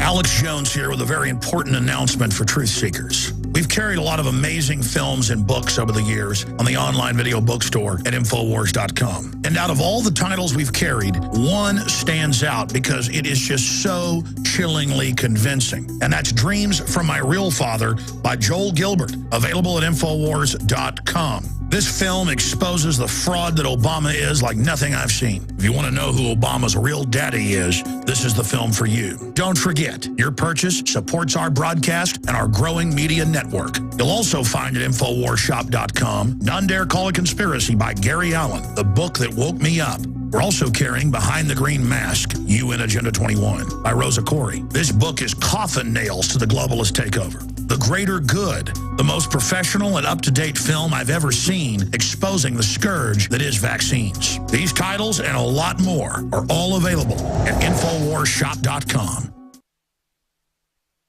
Sick of the globalist eugenicist control freaks adding poison to your water and laughing as you get sick and die? Start purifying your water with ProPure. My friends, I've done a lot of research, and the best gravity filter out there, bar none, is ProPure, and it's available discounted at Infowars.com. Its filters are silver impregnated to prevent bacterial growth. There's no priming required. It's NSF 42 certified. Optional fluoride filters can reduce fluoride up to 95%. Easy to set up and use. Doesn't require electricity. Purify water from lakes, streams, ponds, and wells. This filter system leaves weaves in beneficial minerals, which is key. Save money by not buying bottled water and avoid BPA that leaches from the plastic. ProPure is the best gravity-fed filter out there. It's what my family uses. Infowars.com already has the lowest price on ProPure. But if you add the promo code WATER at checkout, you get an additional 10% off at Infowars.com. You can also call to order 888-253-3139. We're back, my friends, and as promised, the executive director of Gun Owners of America, the United States' second largest pro-Second Amendment group and the only non-compromise organization fighting for us in Capitol Hill, is joining us via video Skype from his offices. This is one of the most grave transmissions we've ever engaged in. We finally, in the last day, got the UN treaty. They like to hide it on their own website. It was ferreted out by the newspaper, The Examiner, and we now have it. And we have confirmed it is the treaty. Ladies and gentlemen, we've all been told it, quote, allows self-defense. Yes, by states, governments. Because the UN before had said they even want governments disarmed. That's the State Department Memorandum 7277. So now they're coming out, and we have the quotes in an article, bombshell leaked UN treaty does ban guns. And notice, magical timing with the Batman shooting in Colorado, all the police reporting 2 shooters, witnesses 2 shooters, smoke bombs from 2 sides. Even Fox News, we had an article yesterday, local Fox said it doesn't add up. The mother didn't say her son had done it. She said they just said that. This stinks to high heaven, but if they stage Fast and Furious that's killed thousands, including several police officers, would they stage this? I don't know what Larry Pratt's going to say on this, but he joins us, then we'll get into the treaty. Mr. Pratt, great having you on such short notice. Out of the gates, Great to be with you. Thank you, sir. What is your take right now on this situation? What do you, I mean, obviously they're seizing on it politically. Obama's saying you shouldn't have semi-auto. We're seeing Michael Moore, all the usual suspects. Sure. Bloomberg's telling police to go on strike. We're going to cover all those points. But what does your gut tell you? And now a week later in the aftermath, what is the intel you've got on this shooting in Colorado? Am I wrong for being suspicious? I don't think you're wrong. I would have disagreed with you before Fast and Furious because I never in my wildest fears would have thought that our government would actually premeditatedly kill some 400 Mexicans have been murdered and a couple of our U.S. agents. So after we caught them planning premeditatedly for a program that would get people murdered, one of the whistleblowers submitted a report on weekly briefings at ATF. And when the head of the ATF at the time would be given the increase in body counts in Mexico, he would say things like, good, the program's working. Well, so this was no mistake. This was not a sting operation gone bad. This was premeditated murder.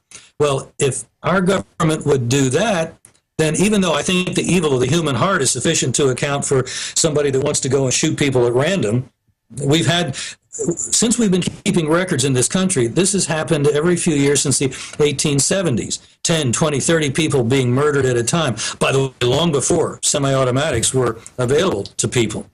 So this is what human beings are capable of. And now we have to admit that maybe this is something that our government is capable of, because this is only 12 people murdered.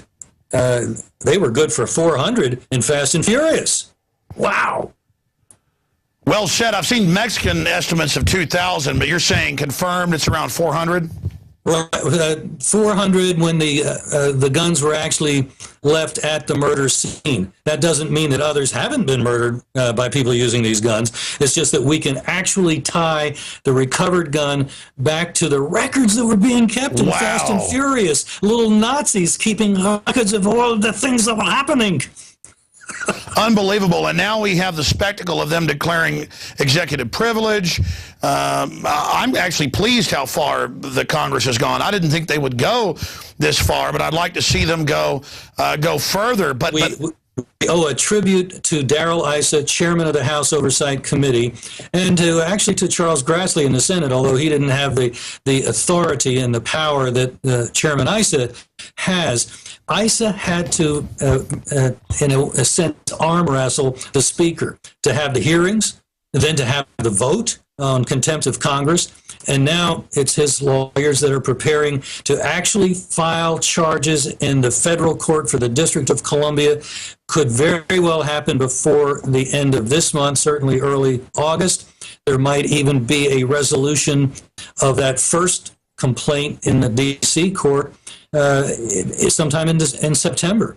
There were two contempt citations. One was criminal, but that won't be heard until sometime next year because the backlog there is rather substantial. But civil cases move much more quickly in the D.C. court.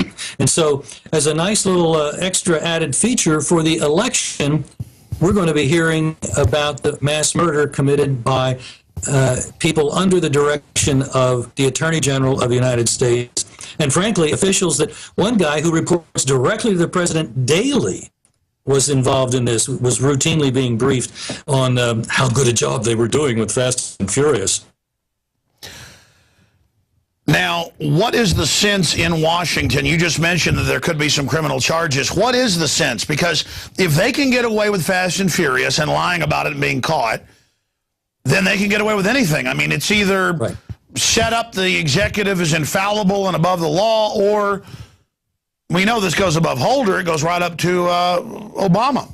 Yeah, well, let's assume that the D.C. Court of Appeals, which for the District of Columbia, which is on the more liberal side, they don't manage to get a good judge or panel, and the panel says, no, Eric Holder didn't do anything wrong, we're not going to, he didn't need to supply any documents. Well, it can be appealed to the D.C. Court of Appeals, federal court, and there you have a much better shot at getting a sensible panel. Let's just hypothetically assume that the court says, Mr. Holder, cough up the records. My guess is Holder would rather go to jail for a few months on contempt of court rather than go to jail for a few lifetimes based on what may well be in those documents. And that's what's really scary. If they exonerated them, they would release them. This is a no-brainer. Exactly. Now, I think they're between a rock and a hard place, and the more this high-level poker game gets played out, it'll be more and more difficult for the Democrat media to continue to sweep this under the rug. But because we have an alternate media, certainly not the least of which is your radio program, more and more Americans are finding out that, what? Our government did what? And that is indefensible. So I think it will be one of the many reasons that the president goes down to defeat. I kind of agree. I think the economy is going to be a big factor, but certainly involvement in a blood-curdling scheme such as Fast and Furious, that's going to contribute as well. Unless they engage in election fraud. And I'm normally not a person that's lesser of two evils. I kind of got mad at Rand Paul endorsing Romney, but Obama is so bad, saying that you didn't build a business, you didn't do jack squat, the government did it. I mean, it's like listening to Mao Zedong or something. Well, I mean, precisely, it's listening to Saul Alinsky, and that's who the president's intellectual mentor has been. His works, he never met him personally, but he taught at Saul Alinsky's Industrial Areas Foundation, and the left does something that the right is not so good about. The left understands that personnel is policy. They seldom make a mistake in putting somebody in a position that doesn't completely toe the line. Republicans do it all the time. They'll take over a committee and say, oh, these are nice people. I've worked in the minority. They're professional. They're not political. That's stupid. That's why they're called the stupid party. The left doesn't make that mistake. For Obama to have been chosen to teach at that Industrial Areas Foundation, founded by Alinsky, means he's that same small c communist that Alinsky called himself. And that's what has been presented to the American people. I thought Obama was going to keep his mouth shut. I thought maybe he'd finally learned to stop lecturing us about why we need to be socialists, in particular on this gun issue of Fast and Furious and on the shooting out in Aurora. But yesterday, he couldn't keep the salute down to the Fuhrer, and he went off and said, we need to ban those AK-47s. In other words, we need to renew the Clinton gun ban. You just gave an allusion to Dr. Strangelove where he can't help it. He's like, Exactly. He goes, small businesses didn't do jack crap, the state built it. And by the way, we should ban all semi-autos. I mean, he is committing political suicide in front of everybody. He just can't help it. No, he cannot help it. I thought maybe he had learned, even somebody as ideologically driven as Nancy Pelosi, in the run-up to the 2010 elections, told Eric Holder, when he reiterated that he wanted a renewal of the semi-auto ban, of the Clinton gun ban, shut up, Mr. Attorney General. Don't talk like that, especially this close to an election. So even a hardcore leftist such as Nancy Pelosi is capable of understanding that, but apparently not the president. He's 24/7 full-time socialism, and I think that's what's going to produce, very likely going to produce, a tidal wave. If the last election was a wave election, this could well be a tsunami. The American people are right of center. And for Obama to just rub our faces in his red diaper is not going to go over. Unless he knows something we don't know. Now expanding on this. Well, let me just, because you had kind of alluded to the possibility of election fraud. Yeah, I think that will go on. But as we saw in Wisconsin, the response was so intense that I think Walker probably won by 14 points. So you've got to win pretty heavily in order to get the 7 by which Walker ended up. Yeah, fraud. And I've talked to all the election fraud experts. You're right, Larry. Historically, the fraud can't beat landslides. Right. Not landslides, and hopefully that's what we're talking about. And the president just went and gave the landslide another little push, another tectonic shift of the plates down below the sea level, the sea floor, so that tsunami gets even worse than it was going to be. By the way, that's a nice chair you're sitting in. You didn't buy that or build that. A government did, and I like that lamp. I guess government built that, and that painting was painted by somebody in the government. I'm glad you brought that up. If there is one organization in the country that can say we are here in spite of the government, it's Gun Owners of America. Come on, Larry, you didn't just appear. Government created you in a tank. Me too. Now let's shift gears to the really grave news. Okay, Congress won't pass their gun grabs. So the ATF last year tried a shotgun ban that could be loaded in the bottom, just executive, tell 4 states to report on guns when it's already being reported by the NICS. They're obviously doing whatever they want. What about the UN treaty? You know, we finally got it, looked at it, it's finally out, and it says, oh, you've all got individual rights unless prescribed by this treaty. I mean, I've got all the quotes here. It says, yes, there are individual rights of states, but not of individuals, unless the state says it's cultural. Now, you notice Obama said in his speech, you can have some guns for culture, but nothing semi-auto.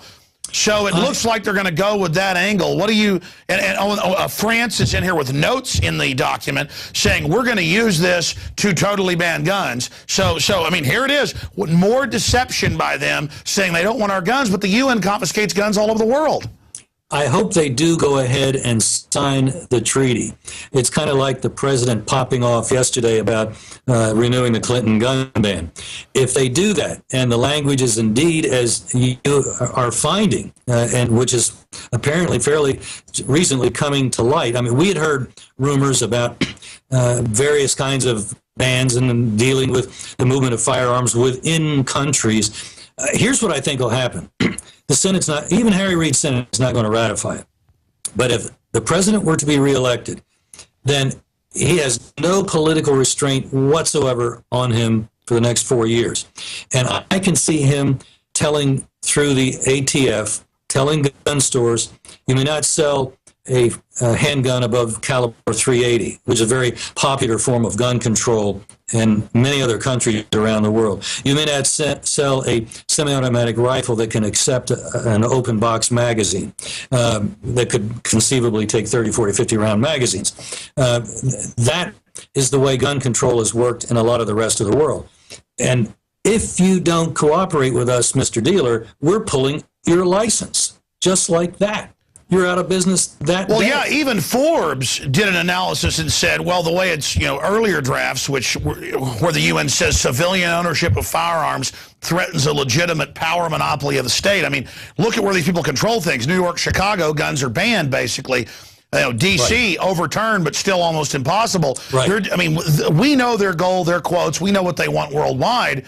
But this new treaty basically is written in legalese to say you have rights, but then they take them away with the next breath, kind of like the UN Declaration of Human Rights does, Larry. So my point is that why would they be so arrogant as to even try this when they know it's not going to fly here?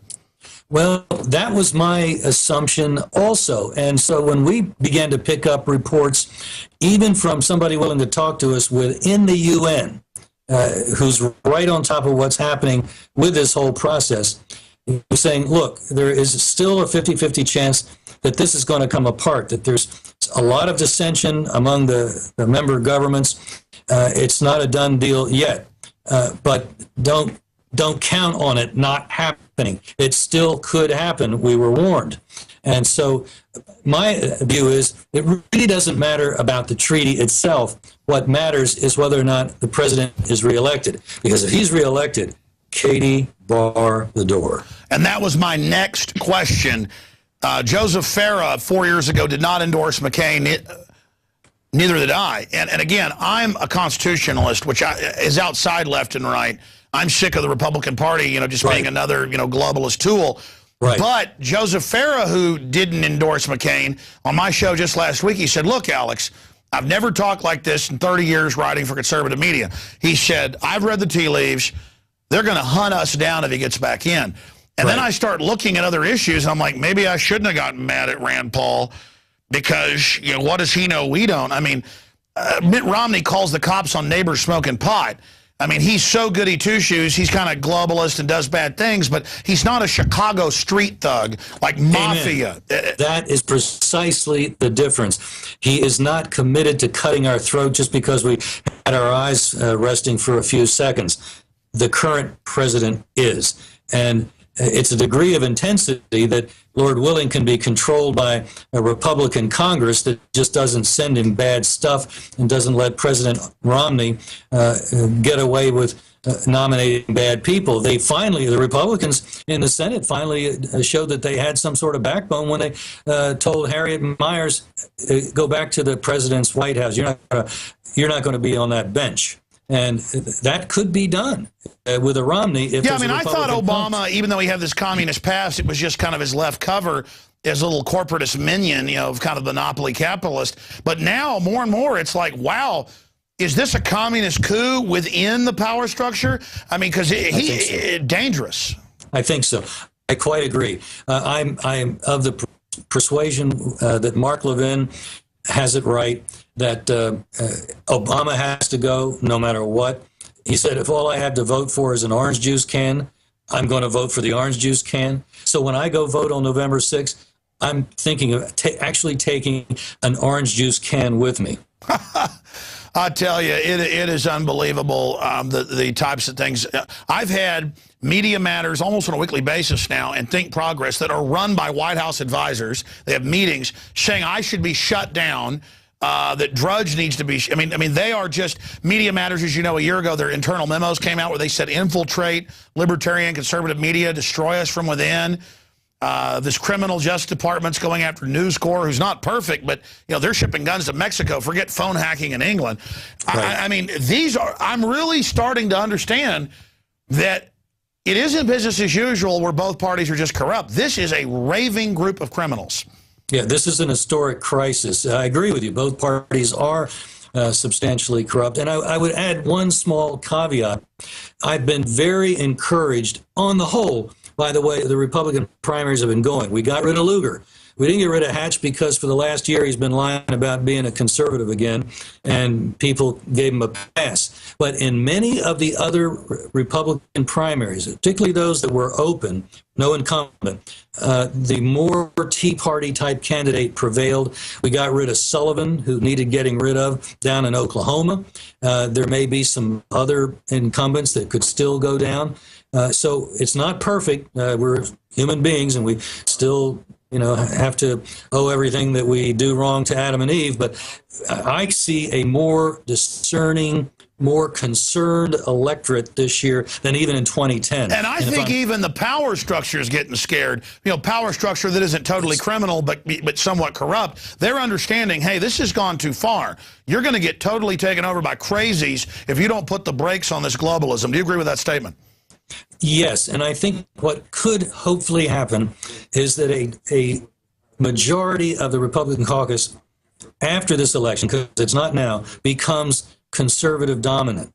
Then even if they don't get rid of Boehner, which they should, but if they don't, Boehner is going to be further restrained and constrained, and he's not going to, for instance, he made it very difficult for Representative Darrell Issa, the head of the Oversight Committee, to even hold hearings and then to have the contempt of Congress vote. Well, thankfully, Darrell Issa, I'll tell you what, if I had a candidate for speaker, it would be he. This guy clearly has a backbone. No wonder he made by himself over $300 million. And watching him, even though he's not a lawyer, he was asking questions as one of the best cross-examiners up there. The guy really has a cutting edge, and he could actually make a difference if he became speaker. But even if he doesn't, my guess is behind the scenes, he's got the backbone to tell Boehner, you know what? I'm going to come and give you a wedgie if you don't straighten up. Well, certainly that is good news overall. Larry Pratt, I've got two final questions. Than anything else you have to add, because I know you're very, very busy and need to go here in just a few minutes. But I wanted to ask you here to elaborate, what will Obama do if he is reelected? And then that leads into my final question. You know, I've been very critical of the NRA. You guys are stalwarts. You've stopped so much they wouldn't fight. But I've suddenly, in the last year or two, seen the NRA come out and say Obama wants to ban your guns. Come out and I mean, are you guys forcing them to be honest, or what's happening? Because I had NRA board member, former Congressman Bob Barr on yesterday, and he's sounding more and more like Larry Pratt. I mean, are we the people getting more angry, giving them the moral courage? Because I feel like the gun culture is starting to win, and then all this gun grabbing attempt is like a desperate last attempt. Yes, I think that's a very good analysis. I agree with that. When you look at the NRA, look at an entity that, for many reasons, many purposes, functions the same way a congressman does. And they were never founded to be adversarial. They were founded to help the government work better. The Union officers that founded the NRA were horrified that the Irish immigrants that got conscripted couldn't shoot worth doggone, and those Johnny Rebs were able to shoot a squirrel jumping out of a tree. So had it not been for superior numbers of soldiers they could just keep throwing into the meat grinder, the South really would have prevailed. So the NRA was set up as a handmaiden of the government. We were set up as an adversary to the government. And what's happened is, now that we've been around and we've grown and enough people have begun to, oh, there's a difference. Oh, why? I wonder why they're doing it that way instead of with the NRA. And it's thrown enough light on these issues that the NRA, responding much like any other public official that wants to get reelected, is saying, oh, like Senator Hatch perhaps, oh, so you want me to be conservative, huh? Okay, I'll vote conservative. But I just want to keep the job. Very well said. So in closing, any other key news blurbs? People can get free news alerts at gunowners.org or join and support you. Very important to do. But what will Obama do? What's your intel if he gets reelected? What's going to happen? Oh, Katie barred the door. It's gunowners.org, and you can sign up for free alerts there. So we do urge people to go there. If the president is reelected, Alex, I think the United States, as we have known it, as it has existed historically particularly, it's gone. We will become a two-bit dictatorship like so many in the rest of the world, and it will take much treasure, let me just leave it at that, to regain a constitutional republic again, because we will then be living under, they will try to disarm us. They will then point the guns at us, when in fact the Second Amendment, as I've said before, is intended for us to keep the guns pointed at the government, so the government remembers every day, oh yeah, I work for them. Nuts. All right, Larry Pratt, thank God you're there, because I don't think we'd have our Second Amendment if it wasn't for you guys. Thank you so much. Thank you for having me on, because we have a much bigger voice because of you, my friend. Thank you. Larry Pratt, gunowners.org. Folks, go there, join today. Thank you, sir. Thanks. And we'll get him on next week on the radio if he can do it to give us an analysis of the UN treaty. It just came out today. Story, a bombshell, leaked UN treaty does ban guns. If you believe in this type of information and want to see a free press continue, despite the White House attacks on our organization, please subscribe for 15 cents a day at prisonplanet.tv. If you don't support us by spreading the word about the show and financially, you're nuts. We are the tip of the spear.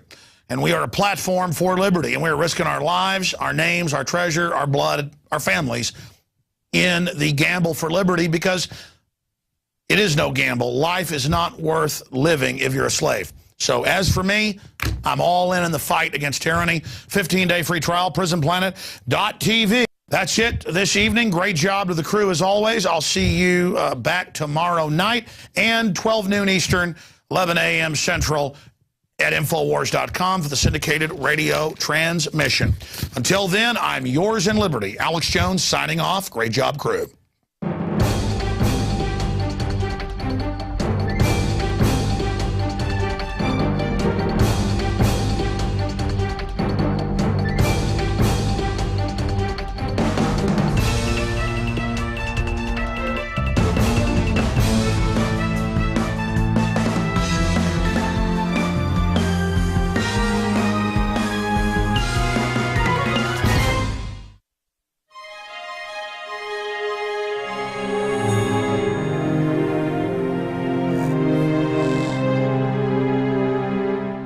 It's about hunting in gun control stunt. Effort to exploit Aurora massacre for political grist accelerates. And Watson says, hey, he was pressured to do this. No, he had all his surrogates, because he's a puppet too, all his little puppets under him come out and call for it while he stayed off the fence.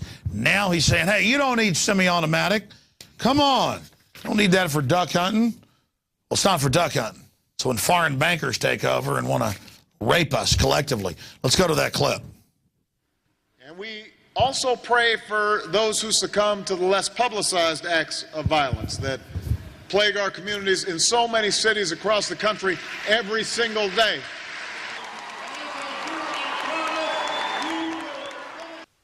You know, now the mother's come out and said she never said her son did it. That was made up. You know, even local Fox News, we covered last night, has said this stuff doesn't add up. The police scanners and all the witnesses say 2 shooters. You got a guy clearly drugged up out of his mind who's the patsy. Hey, if they commit a mass shooting in Austin, Texas, where this show comes to you from, and roll me out and I can't talk and I got bozo hair, I've been set up, okay? I mean, this guy is so drugged up, it makes your head spin. Pro-gun rights group, Not Preposterous, to ask whether government was behind Aurora shootings. And that's made it from Slate.com, you name it. Larry Pratt, who's joining us after the break, is going to be breaking that down. Yeah. I mean, a government that's been caught staging all this stuff from Gulf of Tonkin to Fast and Furious, of course we got to look at them as one of the prime suspects. We'd be insane if we didn't. All right, let's go along now here to the next piece of news. Former Citigroup CEO says break up the mega banks. Yeah, there's 6 of them. They're all foreign. They've signed us on to 1.5 quadrillion globally, 644 trillion domestically. That is not our debt. We owe 15 trillion. That can be paid off quickly. We're not in debt. I'm not even for welfare because it makes you dependent, but welfare isn't what did all this. That's just the chicken feed to get everybody addicted to government. The bankers are the Ponzi scheme operators. Sandy Wheelie, former CEO and banking giant Citigroup, and widely regarded as the creator of the financial supermarket model that dominates global capitalism, made waves today by saying he believes the largest U.S. bank conglomerates are unnecessary, harmful, and should be broken up. Not just broken up so we can't target who did this. The debt they created that we've been signed on to, too big to fail, write it off. It is a black hole, impossible to pay off, isn't our debt. Who makes them the boss now? In fact, we have audio of that. Should we play that clip? Here it is. That's a pretty radical idea, though. The idea of breaking up the investment banks and the banks. Are you suggesting going back and really breaking these companies up? That's exactly what I'm suggesting. So I want to see the United States be the leader. I mean, I really believe in our country. And we're not going to be a leader if we keep on trashing our institutions. Okay, so then... That's pretty... Yeah, I mean, that's a big insider saying this crime is so out of control, there's going to be nothing left. Paul Craig Roberts, Dr. Paul Craig Roberts said that yesterday on my show, former head of the Treasury. I mean, folks, this is biblical level criminality. They're taking houses nationwide that are paid off right now, the big six banks are. And the courts just say, you're God, take the house. It's paid for, but we're stealing it. This is dangerous. I mean, this is Soviet Russia, Nazi. Children living there, you know, and it's not very pleasant knowing that you're going to sleep and there's a bomb on top of your house. You know, accidents do happen. So I think, to me, it's very dangerous. Kind of an odd feeling. I didn't find out until, I think I heard it on the news, ITV3. Right.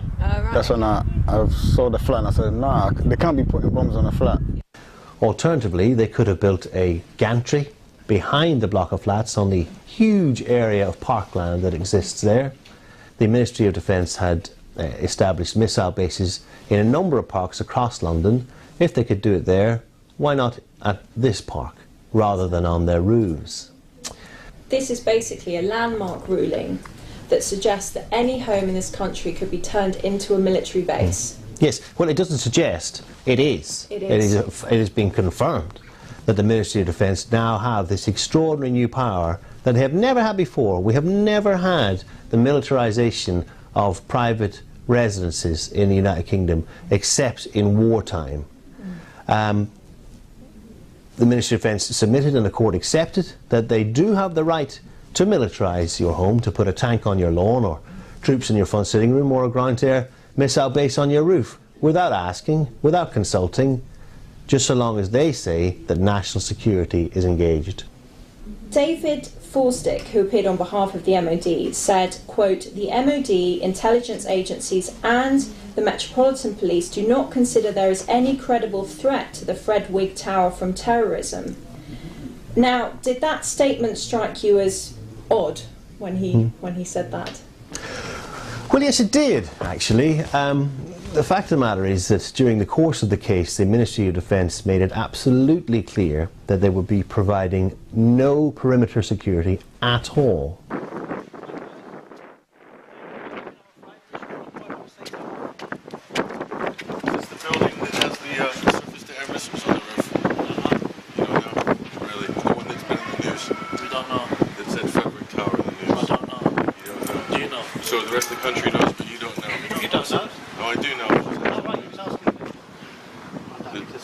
There's no law against talking to the residents. Yeah, but if you do go inside, you'll be trespassing. If someone wants to come and take... I'm a member of the press. We're doing this in full and open public view. There's nothing to hide. Yeah, that's what you can do outside here then. You know what I mean? So you don't mind if we speak to residents? No, we don't mind outside. Outside the building? Yeah. Is that okay? That's fine, absolutely. But if I go in there, what are you going to do? You're going to call the police, or you're going to tackle me or beat me up? Under whose authority? The councils or the police? Yeah, you do that. When they come, it's a bit of a legal grey area. I don't think there's anything that can actually keep me from going in the building and talking to residents. I think But do you live there in the building? I don't. So then why do you want to go inside? Because I'm a resident of London. I can go into any borough I want, and I can speak to any citizen I want about a public matter. No. But you're trespassing. If you go in somewhere and you don't live there, so knocking on the door is yeah, but that's what I'm saying. When someone comes out, you can talk to them. You can communicate with them. It's not trespassing. This is a commons area. Each of these are individual properties, either leased or owned via the council. So the building itself is not. If you go to www.ashamhomes.co.uk, there is a number of Asham Homes. You can contact them and make an appointment, and you can do it the official way. Okay, that's the best. Obviously, best. I can say to you. But we've told you what the score is now. Now it's up to you if you want to follow that or you don't want to follow.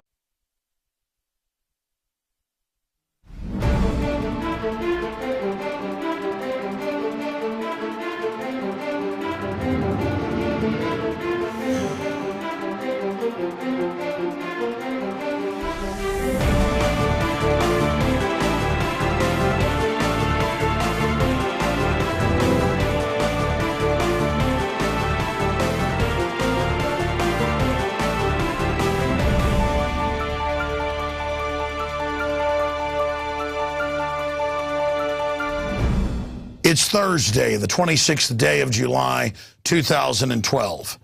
I'm Alex Jones, and this is a key edition of Infowars Nightly News. Straight ahead. Tonight, breaking news from the Infowar. Leaked UN treaty does ban guns. Treacherous wording upholds states' gun rights, but not individuals. Plus, AK-47s belong in the hands of soldiers, not in the hands of criminals.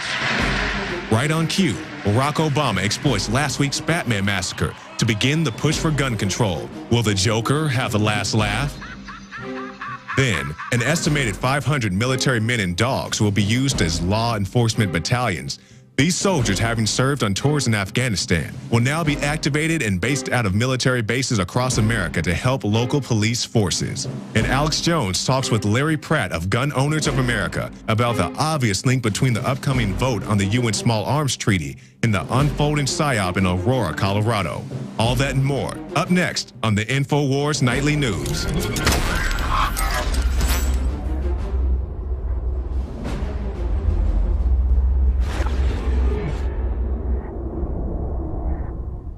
And we are back, ladies and gentlemen. Thank you for joining us this evening. Let's start first with a Infowars.com Aaron Dykes report. Bombshell leaked UN treaty does ban guns.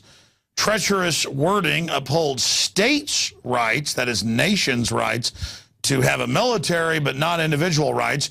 President Obama today joining the chorus for gun control inside the United States in the wake of the Batman massacre, has previously indicated that he would sign the treaty, which would then have to be ratified by the Senate. It could happen tomorrow, it could happen next week, but this is a very serious situation.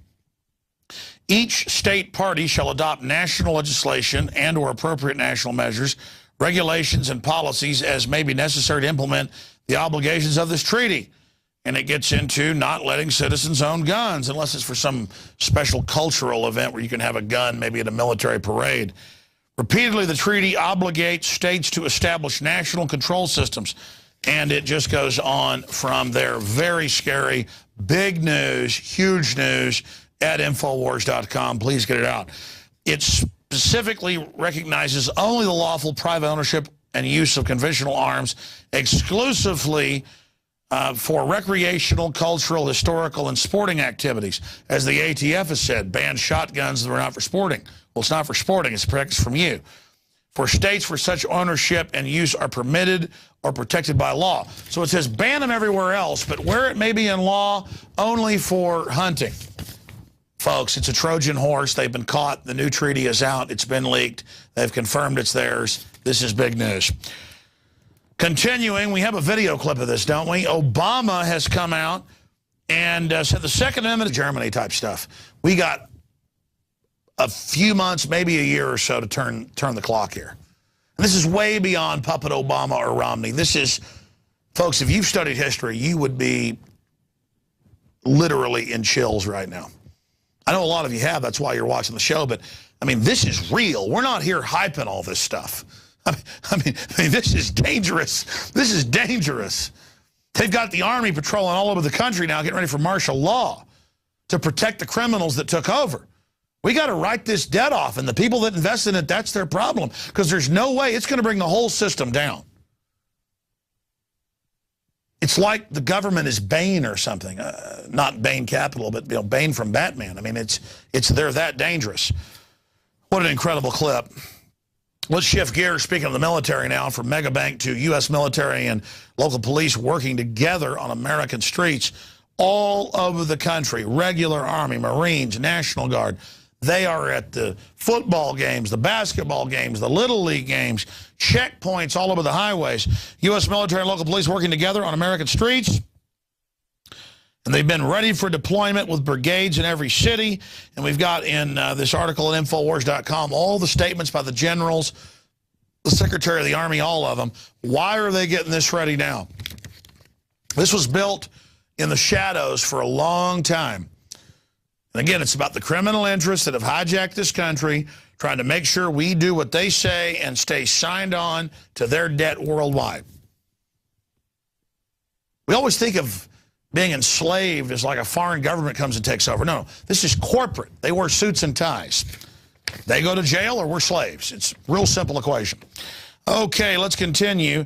British deploy 36,000 for Olympic security, police, and military. We broke this months ago that there was no real security. They were planning an fake al-Qaeda attack. Now that's admitted. The Seattle Times reports on all of that. Speaking of the Olympics, this is being used as a pretext for full martial law. Whether it's a Super Bowl, Kentucky Derby, or other events in Europe, we're sold that military and police have got to be on the streets to keep us safe.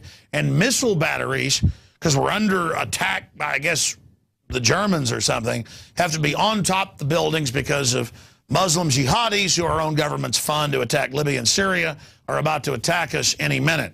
And our own Patrick Henningsen has shot some exclusive video of the missile batteries on rooftops. Here's that clip.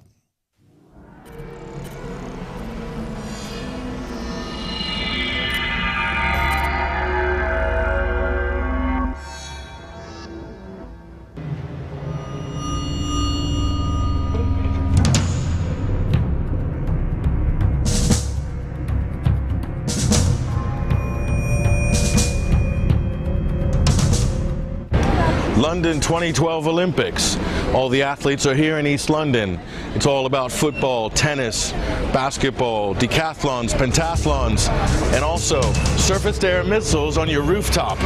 This footage of a British Army contingent on the rooftop of Fredwig Tower in Leytonstone, East London. And we can see they have a radar system on top, SAM missiles, and they're also the complete 16th floor of the building has been commandeered by the Armed Forces or the Ministry of Defense. And we're going to have a closer look at that right now. There doesn't really seem to be much security. The police van that was initially here has gone.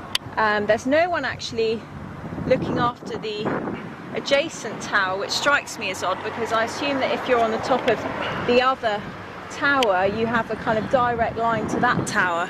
So we were told by a resident in the John Walsh Tower that the only thing that they've done is just put a lock on the top flats there, blocking the access to the roof. So yeah, I think there's 2 men on the roof there. Whether those missiles are real or not, we don't know. The MOD said that the missiles left outside Lexington Tower were dummy missiles, which also strikes me as odd, because if they're dummy, well, why would they use them or need them, or why would there be this whole fiasco? On the 27th of April this year, the residents of this very ordinary block of flats received a leaflet through their door one Friday afternoon to say that the Ministry of Defence would be installing a ground-to-air missile system on their roofs. Obviously they were very concerned about that. The Ministry of Defence invited them to a show and tell at a local primary school the following Wednesday, where they put on a display of the ground-to-air missiles they were going to put on the roofs. The residents went there and were incredibly concerned, obviously. Any private person would be deeply concerned if their home was to be militarised and become a forward operating base for the military. Unfortunately, the Ministry of Defence didn't ask their permission and did not consult them about the missiles. They also failed to offer them any form of redress, for example, to provide alternative accommodation for those people who are most afraid of having the missile system on their roof. The residents went to their local Member of Parliament, who contacted us and asked us if we could represent those people. We met with them and we heard their fears, and they were the normal fears that any person would have. Their fears were exacerbated actually by the fact that their block of flats had almost burnt to the ground just 6 months previously, and they had been evacuated in the dead of night amongst billowing smoke, elderly, disabled people, children. So you can certainly understand their additional concerns that they were now to have a high-powered ground-to-air missile base on their roof.